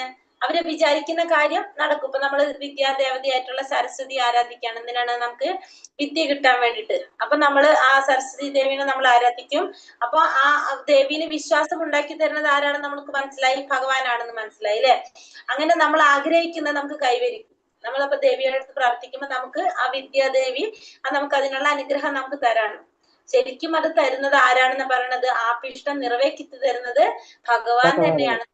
അതായത് ഇപ്പൊ നമ്മൾ പറഞ്ഞു നമ്മളെ മനസ്സിലുള്ള ആഗ്രഹം എനിക്ക് നന്നായിട്ട് പഠിക്കണം, എന്നാണ് ഞാൻ ആഗ്രഹിക്കുന്നത്. അപ്പൊ നമ്മളെ മനസ്സിൽ ആഗ്രഹിക്കുകയാണ് എനിക്ക് നന്നായിട്ട് പഠിക്കണം. എന്ത് ചെയ്യുക അതിന്? അപ്പൊ ഭഗവാൻ അറിയാം നമ്മൾ ആഗ്രഹിക്കുന്ന എന്താണ്, നന്നായിട്ട് പഠിക്കാനാണ്. നമുക്ക് എല്ലാം നന്നായിട്ട് അറിയാൻ വേണ്ടിയിട്ടാണ് നമ്മൾ ആഗ്രഹിക്കുന്നത്. അപ്പൊ നമ്മളെ എവിടേക്ക് തിരിക്കുകയാണ് ഭഗവാൻ? നമ്മുടെ ആഗ്രഹം അതാണ്. അപ്പൊ അതിന് വേണ്ടിയിട്ട് നമ്മൾ ആരെ ആരാധിക്കുകയാണ്? വിദ്യാദേവിയായിട്ടുള്ള സരസ്വതിനെ ആഗ്രഹിക്കാനുള്ള ബുദ്ധി നമുക്ക് തരുന്നത് ആര് തന്നെ? ഭഗവാൻ തന്നെ. അപ്പൊ ആ ദേവിയിലെ നമ്മൾ ഉറപ്പിക്കുകയാണ് ബുദ്ധി. അപ്പൊ അത് കഴിയുമ്പോ നമുക്ക് ദേവി നമ്മളിൽ പ്രസാദിക്കണം അല്ലെ. ദേവി നമ്മളിൽ പ്രസാദിക്കുമ്പോ നമ്മൾ എന്താണ്, നമുക്ക് മനസ്സിലാകാണ് ദേവി നമ്മൾ പ്രസാദിച്ചു, നമുക്ക് പഠിക്കാനുള്ള ഒരു ബുദ്ധി നമുക്ക് കിട്ടി. പക്ഷെ യഥാർത്ഥത്തിൽ അതിന്റെ പിന്നില് മനസ്സിലാക്കാം എങ്ങനെയാണ് നടക്കുന്നത്. ദേവി ഇത് ആരോട് പറയണം? ഭഗവാനോട് പറയണം. ഇന്നാള് പ്രാർത്ഥിക്കുന്നുണ്ട്, ബുദ്ധിക്ക് വേണ്ടിയിട്ട് പ്രാർത്ഥിക്കുന്നുണ്ട്, നന്നായിട്ട് പഠിക്കാൻ വേണ്ടി പ്രാർത്ഥിക്കുന്നുണ്ട്, എനിക്കത് കൊടുക്കാൻ സാധിക്കുമോ? അപ്പൊ ഭഗവാൻ പെർമിഷൻ അതിനുള്ള ശക്തി കൊടുക്കുമ്പോഴാണ് ദേവിക്ക് എന്ത് ചെയ്യാൻ സാധിക്കുന്നത്? നമുക്ക് ആ ഒരു വരം നൽകാനായിട്ട് സാധിക്കുന്നത് ദേവിക്ക്. അപ്പൊ ഇത് നടക്കുന്നത് എങ്ങനെയാണ്? ഭഗവാൻ തന്നെയാണ് അത് നിറവേറ്റി കൊടുക്കുന്നത് അല്ലെ. ഭഗവാൻ ഈ ദേവിയിലൂടെ അത് നിറവേറ്റി തരാണ് ചെയ്യുന്നത്. അപ്പൊ അവിടെ ഒരു മീഡിയേറ്റർ ആയിട്ടാണ് ആര് പ്രവർത്തിക്കുന്നത്? ഈ ദേവി പ്രവർത്തിക്കുന്നത് അല്ലെ. സരസ്വതി ദേവി അവിടെ ഒരു മീഡിയേറ്റർ ആയിട്ടാണ് പ്രവർത്തിക്കുന്നത്. അപ്പൊ ഈ ബുദ്ധി നമുക്ക് തരുന്നത് ആരാണ്? ഭഗവാൻ തന്നെയാണ്. കാരണം ഉള്ളിലുള്ള ആഗ്രഹം എന്താണ്? ദേവിനോട് പറയണം എന്നാണ് നമ്മുടെ ആഗ്രഹം. അപ്പൊ ഭഗവാൻ അത് നടത്തി തരുന്നെന്ന് മാത്രം. അപ്പൊ അവരിൽ നമുക്ക് വിശ്വാസം ഉണ്ടാക്കി തരണം. അപ്പൊ അടുത്ത ശ്ലോകത്തിലേക്ക് പോകാം. ഇതില് നമ്മൾ എന്താ പറയണത്? അന്ധവത്തു ഫലം തേഷാം തത്വത്യൽപമേധസാം ദേവാൻ ദേവയജോ യാന്തി മദ്ഭക്തായാന്തി മാമപി. അപ്പൊ നമ്മൾ കഴിഞ്ഞ ശ്ലോകത്തിൽ പറഞ്ഞു ദേവി അവിടെ ഒരു മീഡിയേറ്റർ ആയിട്ടാണ് പ്രവർത്തിക്കുന്നത്. സരസ്വതി ദേവി അവിടെ ഒരു മീഡിയേറ്റർ ആയിട്ടാണ് പ്രവർത്തിക്കുന്നത്. അപ്പൊ സരസ്വതി ദേവി എന്ത് ചെയ്യണം? നമ്മൾ പറഞ്ഞ കാര്യം ഭഗവാനോട് പറയണം. ഭഗവാൻ എന്നിട്ട് സരസ്വതി ദേവിനോട് ഒക്കെ പറഞ്ഞിട്ട് നമുക്ക് ഇവിടെ അനുഗ്രഹം സരസ്വതി നമുക്ക് കിട്ടാണ് അല്ലെ. അപ്പൊ നമുക്കിവിടെ ഈ മീഡിയേറ്റർ ആവശ്യമുണ്ടോ? നമുക്ക് ഡയറക്റ്റ് ചെയ്താൽ പോരെ അത് അല്ലെ. നമുക്കത് നമുക്ക് കാണിക്കേണ്ട ആവശ്യമില്ല. നമുക്ക് ഡയറക്റ്റ് എന്ത് ചെയ്യാം? ഭഗവാനെ നമുക്ക് ആരാധിക്കാം, ഭഗവാനോട് നമുക്ക് പറയാം അല്ലെ. ചെയ്യാലോ. മീഡിയേറ്ററുടെ ആവശ്യം വരുന്നുണ്ടോ? നമുക്ക് ഇല്ല. അപ്പൊ അതാണ് ഇപ്പൊ ഈ ശ്ലോകത്തിൽ പറയുന്നത്. എന്താ പറഞ്ഞ? അന്ധവത്തു ഫലം തേഷാം തത്വത്യൽപമേധസാം ദേവാൻ ദേവയജോ യാന്തി മദ്ഭക്തായാന്തി മാമപി. മൂഢന്മാരാണ് ദേവന്മാരെ ആരാധിക്കുന്നത്. അവർക്ക് കിട്ടുന്ന ഫലമാകട്ടെ തുച്ഛവും ക്ഷണികവും അത്രേ. ദേവന്മാരെ പൂജിക്കുന്നവർ ദേവന്മാരുടെ ലോകത്തിലെത്തും. എന്റെ ഭക്തന്മാരാകട്ടെ പരമോന്നതമായ എന്റെ ധാമത്തിലെത്തും. അപ്പൊ ഇവിടെ എന്താ പറയുന്നത്? ദേവന്മാരെ ആരാധിക്കുന്നവർ എങ്ങനെയുള്ളവരാണെന്നാ പറയുന്നത്? മൂഢന്മാരാണെന്നാ പറയുന്നത്. അപ്പൊ അതിനിപ്പോ നമ്മൾ പറഞ്ഞു തരാം. നമുക്കൊരു മീഡിയേറ്റർ വെക്കേണ്ട ആവശ്യം അവിടെ ഇല്ല. നമുക്ക് ഡയറക്റ്റ് ഭഗവാനെ ആരാധിക്കാം. അപ്പൊ ദേവന്മാരെ ആരാധിച്ചു കഴിഞ്ഞാല് കിട്ടുന്ന ഫലം എങ്ങനെയാണ്? തുച്ഛവുമായിരിക്കും ക്ഷണികവുമായിരിക്കും. ദേവന്മാരെ ആരാധിച്ചു കഴിഞ്ഞാൽ കിട്ടുന്ന ഫലം തുച്ഛവും ക്ഷണികവുമായിരിക്കും. ദേവന്മാരെ പൂജിക്കുന്നവർ എവിടേക്കാ പോണത്? ദേവന്മാരുടെ ലോകത്തിലേക്ക്. ഭഗവാന്റെ ഭക്തന്മാര് അല്ലെങ്കിൽ ഭഗവാന്റെ പൂജിക്കുന്നവര് ഭഗവാന്റെ ധാമത്തിലേക്ക് പോകുന്നാണ് ഇവിടെ നമുക്ക് പറഞ്ഞു തരുന്നത്. അപ്പൊ ഇവിടെ നമ്മള് ഇപ്പൊ എന്താണ് കണ്ടത്? നമ്മൾ ഗോലോക ചാർട്ട് കണ്ടിട്ട് നമ്മൾ പറഞ്ഞു 14 ലോകം. ഞാൻ ജസ്റ്റ് ഒന്ന് പറഞ്ഞില്ലേ 14 ലോകം ആ താമരത്തണ്ടിലുണ്ടെന്ന്. അതിൽ 7ാമത്തെ ലോകമാണ് ഭൂലോകം എന്ന് പറഞ്ഞു അല്ലെ. അതിന്റെ മോളും കഴിഞ്ഞ് പിന്നെ അതായത് 5ാമത്തെ ലോകമാണ് എന്ത് വരുന്നത്? ദേവന്മാരുടെ ലോകം വരുന്നത്. അപ്പൊ ദേവന്മാരെ ആരാധിക്കുന്നവര് ദേവന്മാരുടെ ലോകത്തിൽ പോകാന്ന് പറഞ്ഞു കഴിഞ്ഞാല് നമ്മൾ 7ാമത്തെ ലോകത്തിൽ നിൽക്കുന്നു. ദേവന്മാരെവിടെ? 5ാമത്തെ ലോകത്തില്. ഈ ഭൗതിക ലോകത്തിൽ തന്നെയാണ് എന്ത് വരുന്നത്? ഇത് രണ്ടും വരുന്നത്. അപ്പൊ നമ്മള് ദേവന്മാരെ ആരാധിക്കുന്നവർ സത്യത്തിൽ അപ്പൊ ആരാണ്? മൂഢന്മാരാണ്. നമ്മൾ ഇവിടെ നിന്ന് ഇങ്ങോട്ട് എത്താൻ വേണ്ടിയിട്ടാണ് നമ്മൾ ദേവന്മാരെ ആരാധിക്കുന്നത്. ശരിക്കും നമ്മൾക്ക് എവിടേക്കാ പോകേണ്ടത്? ഗോലോക വൃന്ദാവനത്തിലേക്ക്, ഭഗവാന്റെ ലോകത്തേക്കാ പോകേണ്ടത്. ആ ഭഗവാന്റെ ലോകം എന്ന് പറയുന്നത് എവിടെയാണ്? ഭൗതിക ലോകത്തിന് പുറത്താണ്. അപ്പൊ നമ്മള് ആരെയാണ് ആരാധിക്കേണ്ടത്? ഭഗവാനെ ആരാധിച്ചാലാണ് നമുക്ക് ഭഗവാന്റെ ലോകത്തിലേക്ക് പോകാൻ സാധിക്കുക. ദേവന്മാരെ ആരാധിച്ചു കഴിഞ്ഞാല് ദേവന്മാരെ ലോകത്തിലേക്കാണ് നമ്മൾ പോകുന്നത്. കൃഷ്ണാവബോധത്തോടെ ഭഗവത് സേവനത്തിൽ ഏർപ്പെടുന്ന ശുദ്ധഭക്തൻ സച്ചിദാനന്ദ അവസ്ഥയിൽ ശാശ്വതമായി വാഴുമെന്നിരിക്കെ ഭക്തന് സിദ്ധിക്കുന്ന നേട്ടവും ഒരു സാധാരണ ദേവാരാധകന്റെ നേട്ടവും എത്ര വ്യത്യാസമാണ്. ഭഗവാന് പരിമിതിയില്ല, വരദാനങ്ങൾക്ക് എണ്ണമില്ല, കാരുണ്യം അതിരറ്റതാണ്. അതുകൊണ്ട് ശുദ്ധഭക്തനിൽ അദ്ദേഹത്തിനുള്ള കനിവും അതിരറ്റതാണ്. അപ്പോ ഒരു ഭഗവാന്റെ ഭക്തന്മാരെപ്പോഴും എങ്ങനെയാണ് ഭഗവത് സേവനത്തിൽ ഏർപ്പെട്ടിരിക്കുന്നത് കൊണ്ട് അവര് ശാശ്വതമായിട്ടുള്ള സച്ചിദാനന്ദ അവസ്ഥയിലായിരിക്കും അവർ നിൽക്കുന്നത്. അതുകൊണ്ട് ഒരു സാധാരണ ഭക്തന് സിദ്ധിക്കുന്ന നേട്ടവും സാധാരണ ദേവാരാധകന്റെ നേട്ടവും ഭക്തന്റെ നേട്ടവും തമ്മിൽ വ്യത്യാസമുണ്ട്. ഒരു ഭക്തൻ എവിടേക്കാ പോകുന്നത്? ഭഗവാന്റെ ലോകത്തിലേക്ക് പോകാൻ സാധിക്കും. പക്ഷെ ആ സാധാരണ ഭക്തൻ എങ്ങനെയാണ്? ആ ഭക്തന് സിദ്ധിക്കുന്ന നേട്ടം എന്ന് പറഞ്ഞാൽ നമുക്കറിയാം, എന്ത് ചെയ്താലും ഭഗവാന്റെ പെർമിഷൻ ഇല്ലാതെ ചെയ്യാൻ സാധിക്കില്ല. അപ്പൊ അതുകൊണ്ട് തന്നെ പിന്നെന്താണ്, അവർക്ക് ഇപ്പൊ എന്താ പറയാ, മൃത്യു ഇല്ലാതാക്കാൻ സാധിക്കില്ല അവർക്ക്. കാരണം അവര് ഭൗതിക ലോകത്തിലാണ്. അപ്പൊ അവർക്ക് കുറെ പരിമിതികളുണ്ട്. അപ്പൊ അവർക്ക് അവരിൽ ഉള്ളത് എല്ലാവർക്കും കൊടുക്കാൻ സാധിക്കുള്ളൂ. അല്ലാത്തത് കൊടുക്കാൻ ആർക്കേ പറ്റുള്ളൂ? ഭഗവാന് മാത്രമേ പറ്റുള്ളൂ. അതുകൊണ്ടാണ് ഭഗവാന്റെ വരദാനങ്ങൾക്ക് എന്തില്ല? പരിമിതിയില്ല. ഭഗവാന്റെ കാരുണ്യം അതിരറ്റതുമാണ്. നാഹം പ്രകാശ സർവസ്യ യോഗമായ സമാവൃതഃ മൂഢോയം നാപി ജാനാതി ലോകോ മാമജമവ്യയം. ബുദ്ധി ഇല്ലാത്തവർക്കും മൂഢന്മാർക്കും ഞാൻ ഒരിക്കലും പ്രത്യക്ഷനാകുന്നില്ല. അപ്പൊ ഭഗവാൻ പറയാണ്, ഈ ബുദ്ധി ഇല്ലാത്തവർക്കും മൂഢന്മാർക്കും ഞാൻ ഒരിക്കലും പ്രത്യക്ഷനാകുന്നില്ല. ഭഗവാന്റെ യോഗമായി എന്ന അന്തരംഗ ശക്തി അവരിൽ നിന്ന് എന്നെ മറച്ചു വെക്കുന്നു. തന്മൂലം അജനും അവ്യനുമാണെന്ന് ഞാനെന്ന് അവർ അറിയുന്നില്ല. അപ്പൊ ഭഗവാന്റെ രണ്ട് ശക്തി, ഒന്ന് ബഹിരംഗ ശക്തിയും ഒന്ന് അന്തരംഗ ശക്തിയും. ബഹിരംഗ ശക്തി എന്ന് പറയുന്നത് ദുർഗാദേവിയാണ്. ബഹിരംഗ ശക്തി എന്ന് പറയുന്നത്. അന്തരംഗ ശക്തി എന്ന് പറയുന്നത് യോഗമായ അല്ലെങ്കിൽ യോഗമായ, മറ്റേതിന് മഹാമായ എന്ന് പറയാം നമുക്ക്. ആരെ? ഭഗവാന്റെ ബഹിരംഗ ശക്തിയെ ദുർഗാദേവിയെ നമുക്ക് മഹാമായ എന്ന് പറയാം. അന്തരംഗ ശക്തി രാധാറാണിയെ നമുക്ക് യോഗമായ എന്ന് പറയാം. അപ്പൊ മൂഢന്മാരെക്കും ബുദ്ധിയില്ലാത്തവർക്കും ഭഗവാൻ ഒരിക്കലും മനസ്സിലാക്കാൻ സാധിക്കില്ല. എന്ത് ചെയ്യാണ്? അവരിൽ നിന്ന് ഭഗവാനെ മറച്ചു പിടിക്കാണ് ആര്? ഈ യോഗമായ എന്ന് പറയുന്ന അന്തരംഗ ശക്തി. അതായത് രാധാറാണി ഭഗവാനെ മറച്ചു പിടിക്കാണ് ഈ മൂഢന്മാരിൽ നിന്ന് ബുദ്ധിയില്ലാത്ത. അതുകൊണ്ട് തന്നെ അവർക്ക് ഭഗവാനെ കുറിച്ച് മനസ്സിലാക്കാനായിട്ട് സാധിക്കുന്നില്ല. വേദാഹം സമതീതാനി വർത്തമാനാനി ചാർജുന ഭവിഷ്യാണി ച ഭൂതാനി മാം തും വേദാന കശ്ചന. ഹേ അർജുന, പരമപുരുഷനായ എനിക്ക് പണ്ടുണ്ടായതും ഇന്ന് സംഭവിക്കുന്നതും മേലിൽ വരാൻ പോകുന്നതുമായ എല്ലാം അറിയാം. എല്ലാ ജീവാത്മാക്കളും എനിക്ക് സുപരിചിതരാണ്, പക്ഷെ എന്നെ ആർക്കും അറിയാൻ വയ്യ. അപ്പൊ ഭഗവാൻ അർജുനോട് പറയാണ്, എനിക്ക് പണ്ടുണ്ടായതും ഇന്ന് സംഭവിക്കുന്നതും നാളെ സംഭവിക്കാൻ പോകുന്നതുമായിട്ടുള്ള എല്ലാ കാര്യങ്ങളും എനിക്ക് അറിയാനായിട്ട് സാധിക്കും. കാരണം ഭഗവാൻ എന്തില്ല? നമ്മൾ രണ്ടാമത്തെ അധ്യായത്തിൽ നമ്മൾ കണ്ടില്ലേ, ഭഗവാൻ എന്തില്ല? ജനന മരണങ്ങളില്ല. ഭഗവാന്റെ ശരീരം മാറുന്നില്ല. അതുകൊണ്ട് തന്നെ ഭഗവാൻ എന്ന അച്ഛനാണ്. അതുകൊണ്ട് ഭഗവാൻ അറിയാൻ സാധിക്കും, എല്ലാ കാര്യങ്ങളും അറിയാൻ സാധിക്കും. ഭഗവാന് കഴിഞ്ഞ ജന്മം ഈ ജന്മം എന്നൊന്നും പറയാനില്ല. ഭഗവാൻ അതിങ്ങനെ നടന്നുകൊണ്ടേ ഇരിക്കുകയാണ്. അപ്പൊ ഭഗവാൻ എല്ലാ കാര്യങ്ങളും അറിയാനായിട്ട് സാധിക്കും. ഇന്നത്തെയും ഇന്നലത്തെ നാളത്തെ ഒക്കെ ഭഗവാൻ അറിയാനായിട്ട് സാധിക്കും. പിന്നെ എല്ലാ ജീവാത്മാക്കളും ഭഗവാന് സുപരിചിതരാണ്. എങ്ങനെയാണ് എല്ലാ ജീവാത്മാക്കളും ഭഗവാന് സുപരിചിതരാണത്? എല്ലാ ജീവാത്മാക്കളിലും പരമാത്മാവായിട്ട് ആരിയ്ക്കുന്നുണ്ട്? ഭഗവാൻ ഇരിക്കുന്നുണ്ട്. അതുകൊണ്ട് തന്നെ ഭഗവാൻ എല്ലാവരും സുപരിചിതരാണ്. പക്ഷെ ഭഗവാനെ ആർക്കും അറിയാനായിട്ട് സാധിക്കുന്നില്ല. നമ്മളുള്ളിൽ പരമാത്മാവായിട്ടുണ്ടെങ്കിലും നമ്മൾ എന്ത് ചെയ്യുന്നില്ല? ഭഗവാനെ നമ്മൾ ശ്രദ്ധിക്കുന്നില്ല. അതുകൊണ്ട് നമുക്ക് ഭഗവാനെ കുറിച്ച് അറിയാൻ സാധിക്കുന്നില്ല. പക്ഷെ ഭഗവാനെ നമ്മൾ അറിയാൻ സാധിക്കും. കാരണം നമ്മൾ എല്ലാ ജീവാത്മാക്കളിലും ഭഗവാൻ പരമാത്മാവായിട്ട് ഇരിക്കുന്നുണ്ട്. അതുകൊണ്ട് ഭഗവാന് നമ്മളെല്ലാവരും സുപരിചിതരാണ്. യേഷാം ത്വന്തഗതം പാപം ജനാനാം പുണ്യകർമ്മണാം തേ ത്വന്തമോഹ നിർമുക്ത ഭജന്തേ മാം ദൃഢാമൃത. പൂർവ്വജന്മങ്ങളിലും ഈ ജന്മത്തിലും പുണ്യകർമ്മങ്ങൾ ചെയ്തിട്ടുള്ളവർ അവരുടെ പാപഫലങ്ങൾ നിർമാർജനം ചെയ്ത് ദ്വന്ദ്മോഹങ്ങളിൽ നിന്ന് വിമുക്തരാകുന്നു. അങ്ങനെ അവർ ദൃഢനിശ്ചയത്തോടെ എന്റെ സേവനത്തിൽ മുഴുകും. അപ്പൊ കഴിഞ്ഞ ജന്മത്തിലും ഈ ജന്മത്തിലൊക്കെ പുണ്യകർമ്മങ്ങൾ ചെയ്തിട്ടുള്ളവര് അവരുടെ പാപകർമ്മങ്ങൾ നിർമാർജനം ചെയ്ത് ദ്വന്ദ്മോഹങ്ങളിൽ നിന്ന് വിമുക്തരാകും. അങ്ങനെ അവര് ദൃഢനിശ്ചയത്തോടെ എന്റെ സേവനത്തിൽ മുഴുകും. അപ്പൊ കഴിഞ്ഞ ജന്മത്തിലും ഈ ജന്മത്തിലും പുണ്യകർമ്മങ്ങൾ ചെയ്തിട്ടുള്ളവര് അവർക്ക് എന്താ സംഭവിക്കുന്നത്? അവരുടെ ആ പാപകർമ്മങ്ങൾ നിർമ്മാർജ്ജനം ചെയ്യാനായിട്ട് സാധിക്കും. അങ്ങനെ ആ പാപകർമ്മങ്ങൾ ഇപ്പൊ നമ്മൾ കഴിഞ്ഞൊക്കെ ജന്മങ്ങളിൽ നമ്മൾ കുറെ പാപകർമ്മങ്ങൾ ചെയ്തിട്ടുണ്ടെങ്കിൽ നമ്മളിപ്പോ ഭഗവത് കാര്യങ്ങളിൽ ഏർപ്പെട്ടുകൊണ്ട് ഇരിക്കുമ്പോ എന്താണ് അതിന് കുറവ് സംഭവിക്കും അല്ലെ? അത് എരിച്ചു കളയാനായിട്ട് കഴിവെന്തിനുണ്ട്? ഭഗവാന്റെ നാമത്തിനും ഭഗവത് സേവനത്തിനും ഉണ്ട്. അപ്പൊ അത് കുറഞ്ഞുകൊണ്ടിരിക്കും, അതിന്റെ ഒരു ശക്തി കുറഞ്ഞുകൊണ്ടിരിക്കുകയാണ്. അപ്പൊ അങ്ങനെ നിർമ്മാർജ്ജനം ചെയ്ത് അവർക്ക് എന്ത് സംഭവിക്കാണ്? ദ്വന്ദ്വ വ്യാമോഹങ്ങളിൽ നിന്നെല്ലാം അവർക്ക് വിമുക്തരാകും.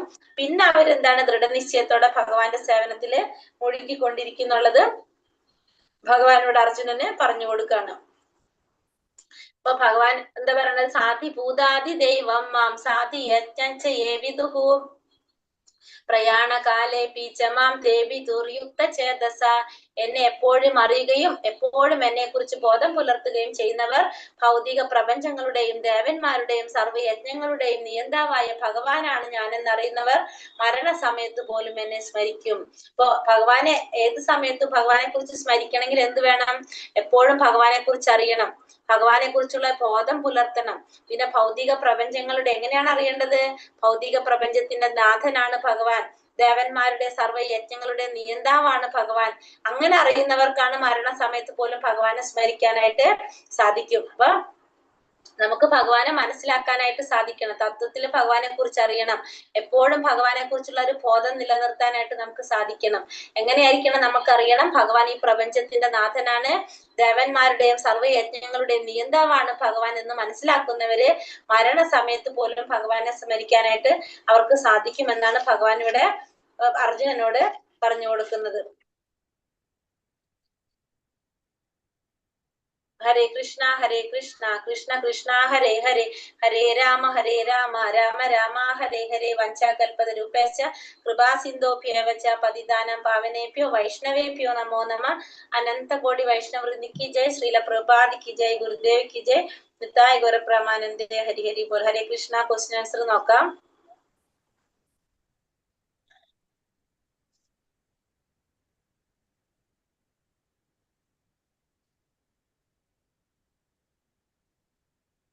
ഏഴാമത്തെ അല്ല, ഇവിടെ ഫസ്റ്റത്തെ എന്താണ്? തത്സൃണു, അത് പറഞ്ഞില്ല അല്ലേ? തത്സൃണു എന്നാ പറയുന്നത്, എന്താണ് അത് പറയുന്നത്? ഒരു മിനിറ്റ്. മയ്യാസക്ത മനോപാർത്ഥ യോഗം യുഞ്ചൻ മതാശ്രയ അസംശയം സമഗ്രമ യഥാജ്ഞാസ്യസി തത്സൃണു. അതെന്താ ഭഗവാൻ പറയുന്നത്? എന്താണ്? പൂർണ്ണമായി അറിയാൻ കഴിയുന്നത് എങ്ങനെയാന്ന് പറഞ്ഞു തരാം, കേൾക്കൂ. തത്സൃണു, എന്നിൽ നിന്ന് കേൾക്കാനാണ് പറയുന്നത് അല്ലെ. അതിനെ കുറിച്ച് നീ ശ്രവിച്ചാലും എന്നാണ് അർജുനനോട് ഭഗവാൻ പറയുന്നത്. അത് ശ്രവിച്ചാലും, തത്സൃണു, അതിനെ കുറിച്ച് ശ്രവിച്ചാലും. ഇവിടെ ശ്രവണത്തിന് പ്രാധാന്യം കൊടുത്തിട്ടാണ് പറയുന്നത്. നവവിധ ഭക്തിയിൽ ഫസ്റ്റ് പറയുന്നതാണ് എന്ത്? ശ്രവണം. നവവിധ ഭക്തി എന്ന് പറയുന്നത് ശ്രവണം, കീർത്തനം, വിഷ്ണു സ്മരണം, പാദസേവനം, അർച്ചനം, വന്ദനം, ദാസ്യം, സഖ്യം, ആത്മനിവേദനം. അതാണ് നവവിധ ഭക്തി. ശ്രവണം, കീർത്തനം, വിഷ്ണു സ്മരണം. എഴുതുന്നുണ്ടോ ആരെങ്കിലും? ശ്രവണം, കീർത്തനം, വിഷ്ണു സ്മരണം, പാദസേവനം, അർച്ചനം, വന്ദനം, ദാസ്യം, സഖ്യം, ആത്മനിവേദനം. ശ്രവണം, കീർത്തനം, വിഷ്ണു സ്മരണം, പാദസേവനം, അർച്ചനം, വന്ദനം, ദാസ്യം, സഖ്യം, ആത്മനിവേദനം. അതില് ഇന്ന് എന്തിനെ കുറിച്ചാ ഭഗവാൻ പറഞ്ഞത്? ശ്രവണത്തെ കുറിച്ചാ പറയുന്നത് അല്ലെ. ആ ശ്രവണം അത്രയും പ്രധാനപ്പെട്ടതാണെന്ന് നമുക്കിന്ന് പറഞ്ഞു തരാണ്. ശ്രവണത്തിലൂടെ ഭഗവാനെ കുറിച്ച് അറിയാനായിട്ട് മനസ്സിലാക്കാനായിട്ട് സാധിക്കുന്നുള്ളത് പറഞ്ഞത് അല്ലെ. നമുക്ക്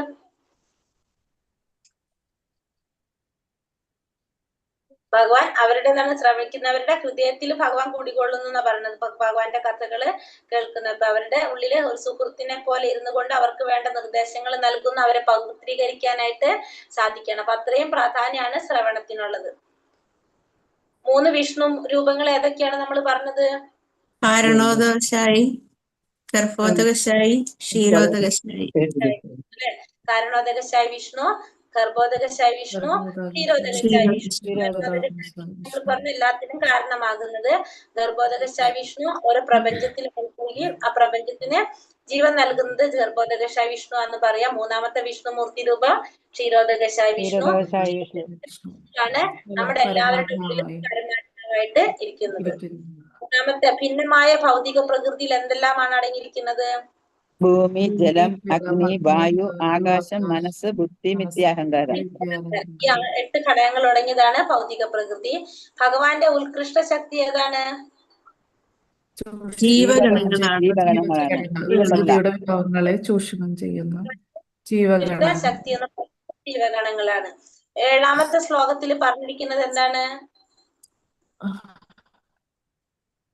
മുത്തുകൾ നൂലിന്മേൽ എന്ന പോലെ സർവവും ഭഗവാനില് ഭഗവാനിൽ എങ്ങനെയാണ് എല്ലാവർക്കും ഇണക്കി കോർക്കപ്പെടുക? ഭഗവാനെ നമുക്ക് മുത്ത്, ആ നൂല് നമുക്ക് കാണാൻ സാധിക്കില്ല, മുത്ത് മാത്രമേ നമ്മൾ കാണുന്നുള്ളൂ അല്ലെ. നല്ല ഭംഗിയിൽ നമ്മൾ കടക്കി വെച്ചിരിക്കുന്ന പോലെ തോന്നും. അതേപോലെയാണ് ഭഗവാനെ നമുക്ക് കാണാൻ സാധിക്കില്ല, പക്ഷെ ഭഗവാനിലെല്ലാം ഇണക്കി കോർക്കപ്പെട്ടിരിക്കുകയാണെന്ന് നമുക്ക് മനസ്സിലാക്കി തരാൻ വേണ്ടിയിട്ട് പറയാണ്. ഭഗവാനെ ശരണം പ്രാപിക്കാത്ത 4 കൂട്ടർ ആരൊക്കെയാണ്? മൂഢന്മാർ,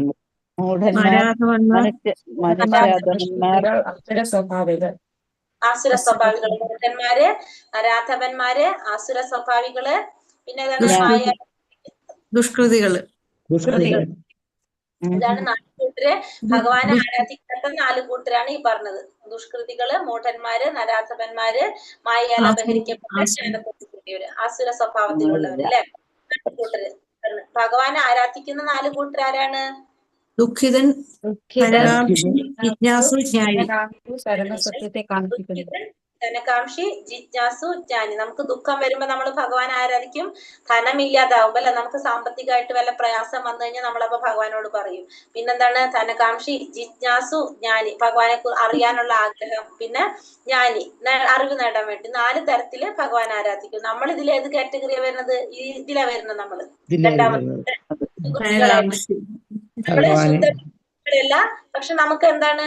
നമുക്ക് നാളെ അതിന് സാധ്യതയുണ്ട്. നമ്മൾ ഭഗവാന്റെ അടുത്ത് പോയി കഴിഞ്ഞാൽ നമ്മൾ എന്താ, നമുക്ക് നമ്മുടെ ലിസ്റ്റും കൊണ്ടാ പോവുക അവിടെ ചെന്നിട്ട് അല്ലെ.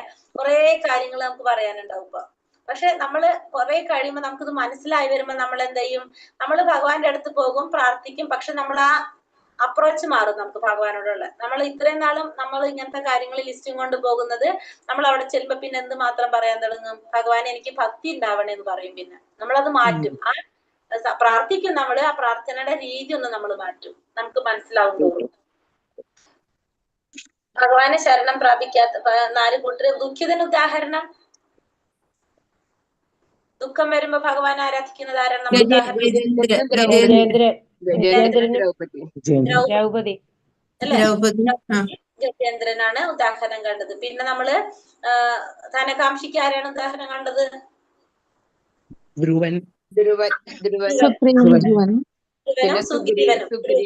ശ്രീരാമനും. പിന്നെ അത് കഴിഞ്ഞിട്ട് പിന്നെ വേറെ എന്താണ്? ജ്ഞാനിക്ക് നമ്മള് സുഖദേവ മഹർഷിയെ കണ്ടു. പിന്നെ അതുപോലെ തന്നെ ജിജ്ഞാസു പരീക്ഷിത് മഹാരാജാവിനെ കണ്ടിട്ടുണ്ട്. പിന്നെ 23ാമത്തെ ശ്ലോകത്തിൽ എന്തിനെ കുറിച്ചാ പറഞ്ഞത്? മൂഢന്മാരാണ് ദേവന്മാരെ ആരാധിക്കുന്നവര് മൂഢന്മാരാണെന്ന് ഭഗവാൻ പറഞ്ഞു തന്നു. അപ്പൊ അവർക്ക് ഭഗവാൻ ആരാധിക്കുന്നവര് മൂഢന്മാരാണ്. ദേവന്മാരെ പൂജിക്കുന്നവർക്ക് കിട്ടുന്ന ഫലം എങ്ങനെയായിരിക്കും? ക്ഷണികമായിരിക്കും. അവര് ദേവന്മാരുടെ ലോകത്തിലെത്തും. ഭഗവാനെ ആരാധിക്കുന്നവര് ഭഗവാന്റെ അടുത്തെത്തുന്നതാണ്. 30ാമത്തെ ശ്ലോകത്തിൽ ഭഗവാൻ എന്താ പറഞ്ഞത്?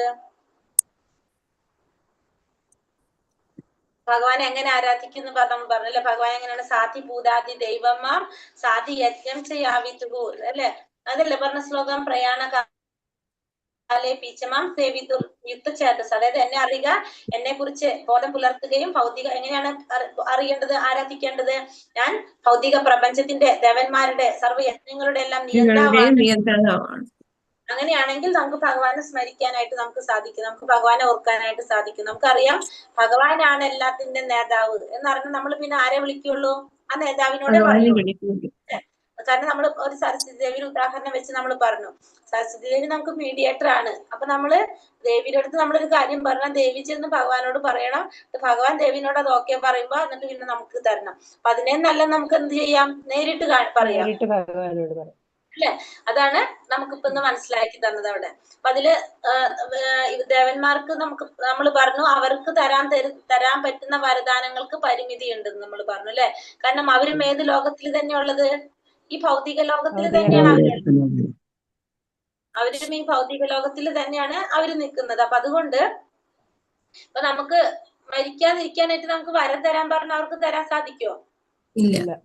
ഇല്ല. കാരണം ഇപ്പൊ നമ്മള് എവിടെയാണ് ഇരിക്കുന്നത്? ഈ ഭൗതിക ലോകം. നമ്മൾ ഭൗതിക ലോകം എന്ന് പറയുന്നത് ഭഗവാന്റെ നമ്മൾ പറഞ്ഞു നാഭിയിൽ നിന്ന് 14 ലോകങ്ങൾ കാണുന്നുണ്ടോ? കാണുന്നുണ്ട് മാതാജി. ഈ 14 ലോകങ്ങളില് 7ാമത്തെ ലോകം ഭൂമി, 5ാമത്തെ ലോകാണ് ദേവന്മാരുടെ ലോകം, 5ാമത്തെ ലോകാണ്. അപ്പൊ നമ്മള് ഇവരെല്ലാവരും എന്തിലാണ് ഇരിക്കുന്നത്? ഈ ഭൗതിക, ഈ കാണുന്നത് ഫുള്ള് ഭൗതിക ലോകാണ്. ഈ കാണുന്ന വട്ടം ഉണ്ടല്ലോ, ഈ കാണുന്ന ഈ ഗോളം, ഇത് മുഴുവനും ഭൗതിക ലോകാണ്. അപ്പൊ നമ്മളിവിടെ എല്ലാവരും ഇരിക്കുന്നത് എവിടെയാണ്? ഈ ഭൗതിക ലോകത്തില്. അവര് നമ്മളെക്കാളും കുറച്ചും കൂടി ഉയർന്ന ജീവാത്മാവായതുകൊണ്ട് അവര് ദേവന്മാരായിട്ട് ദേവലോകത്തിരിക്കുന്നു. നമ്മള് ഇത്തിരി കൂടി അവരെല്ലാം താഴ്ന്ന ജീവാത്മാക്കളായതുകൊണ്ട് നമ്മൾ ഭൂമിയിൽ വന്ന് ജന്മിച്ചിരിക്കുക. അത്രയുള്ള വ്യത്യാസം രണ്ടും തമ്മില്. ദേവന്മാര് നമ്മളെക്കാൾ ഉയർന്ന ജീവാത്മാക്കളാണ്, അതുകൊണ്ട് അവര് 5ാമത്തെ ലോകം, അതായത് ദേവലോകത്താണ്, നമ്മള് ഭൂമിയിലാണ്. ഏറ്റവും മുകളില് ബ്രഹ്മലോകമാണ് കാണുന്നത്. ഏറ്റവും 1ാമത്തെ ലോകം സത്യലോകം എന്ന് എഴുതിയിരിക്കുന്നത് ബ്രഹ്മലോകം, തപോലോകം, ജനർലോകം, മഹർലോകം, സ്വർലോകം, ഭുവർലോകം, ഭൂമി, അത്തള, വിത്തള, സുത്തള, തലാത്തല, മഹാത്തല, രസാത്തല, അങ്ങനെ 14 ലോകങ്ങള്. ഇതില് മഹാബലി ഇപ്പൊ എവിടെയാണെന്നറിയോ?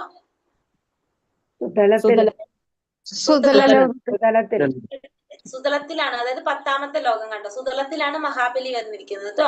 അപ്പൊ ഇവിടെ ഇരിക്കുന്ന നമ്മള് 5ാമത്തെ ലോകത്തിലിരിക്കുന്ന ദേവന്മാരോടാണ് നമ്മൾ എന്ത് പ്രാർത്ഥിക്കുന്നത്? നമ്മുടെ പ്രശ്നങ്ങൾ മാറ്റിത്തരാൻ. അവരും എന്തിലാണ്? ഭൗതിക ലോകത്ത് പ്രശ്നത്തിലാണ് എല്ലാവരും. അപ്പൊ അവർക്ക് നമുക്ക് മാറ്റിത്തരുന്നതിന് ഒരു പരിമിതി ഉണ്ട്. അവർക്ക് നമുക്ക് തരുന്നതിന് അവർക്കും ഒരു പരിമിതി ഉണ്ട്. അതിൽ കൂടുതൽ അവർക്ക് ചെയ്യാനായിട്ട് സാധിക്കില്ല.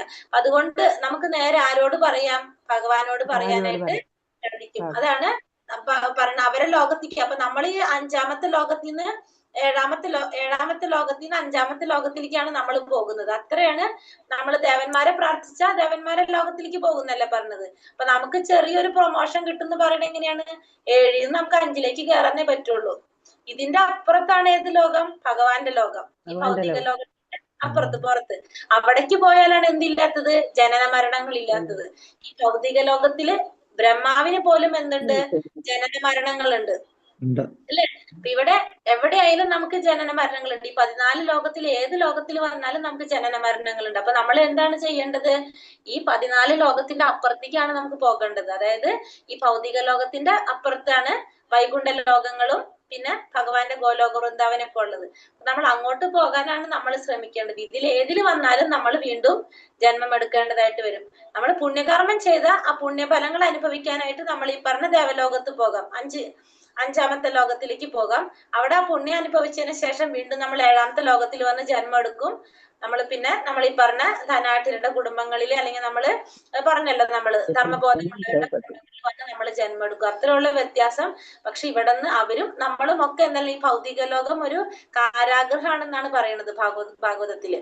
ഈ ജയിലിലാണ് നമ്മളൊക്കെ ഇരിക്കുന്നത്. നമ്മളൊരു ജയിലിന്റെ റൂം, നമ്മളെ റൂം നമ്പർ 7, ദേവന്മാരുടെ റൂം നമ്പർ 5. അപ്പൊ നമ്മൾ അവരോട് പറയണമെന്നുണ്ട് 7ാമത്തെ റൂമിൽ നിന്ന് 5ാമത്തെ റൂമിലേക്ക് മാറ്റാനാണ് അവരോട് പറയുന്നത്. അപ്പൊ അവർക്കും സാധിക്കുന്നുണ്ട്. അവരും ഇതിന്ന് പുറത്തു കിടക്കാൻ ശ്രമിക്കുന്നവരാണ്, അവർക്കും പറ്റുന്നില്ല. അപ്പൊ അവരും ആ ജീവാത്മാക്കൾ തന്നെയാണ്.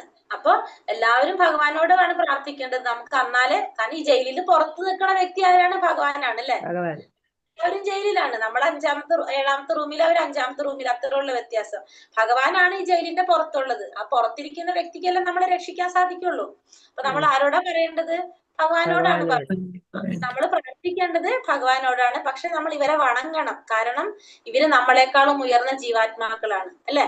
അതുകൊണ്ട് നമ്മൾ ഇവരെ അവഗണിക്കാൻ പാടില്ല. പക്ഷെ ഇവരുടെയും കൂടി അനുഗ്രഹം ഉണ്ടെങ്കിൽ നമുക്ക് എളുപ്പത്തിൽ സാധിക്കും. സപ്പോർട്ടിങ് ആണ് ഇതൊക്കെ നമുക്ക്. അപ്പൊ അതുകൊണ്ട് നമ്മൾ ഇവരെ വണങ്ങണം. നമ്മൾ ഒരിക്കലും ഇവരെ അവോയ്ഡ് ചെയ്യാൻ പാടില്ല. ഇപ്പൊ നമ്മൾ ദേവീ ക്ഷേത്രത്തിൽ ചെന്നാലും നമ്മൾ എന്ത് പ്രാർത്ഥിക്കണം?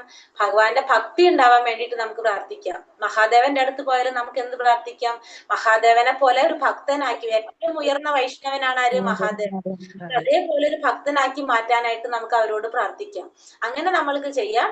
എന്നിട്ട് നമ്മൾ എന്ത് ചെയ്യാം? ഭഗവാന്റെ അടുത്ത് നമുക്ക് പ്രാർത്ഥിക്കാം. നമ്മളപ്പോ നമുക്ക് അതിൽ ഉറച്ചു വരാനായിട്ട് നമുക്ക് സാധിക്കും. ഹരേ കൃഷ്ണ, ഹരേ കൃഷ്ണ, കൃഷ്ണ കൃഷ്ണ ഹരേ ഹരേ, ഹരേ രാമ, ഹരേ രാമ, രാമ രാമ, ഹരേ ഹരേ. എല്ലാവർക്കും പ്രണാമം.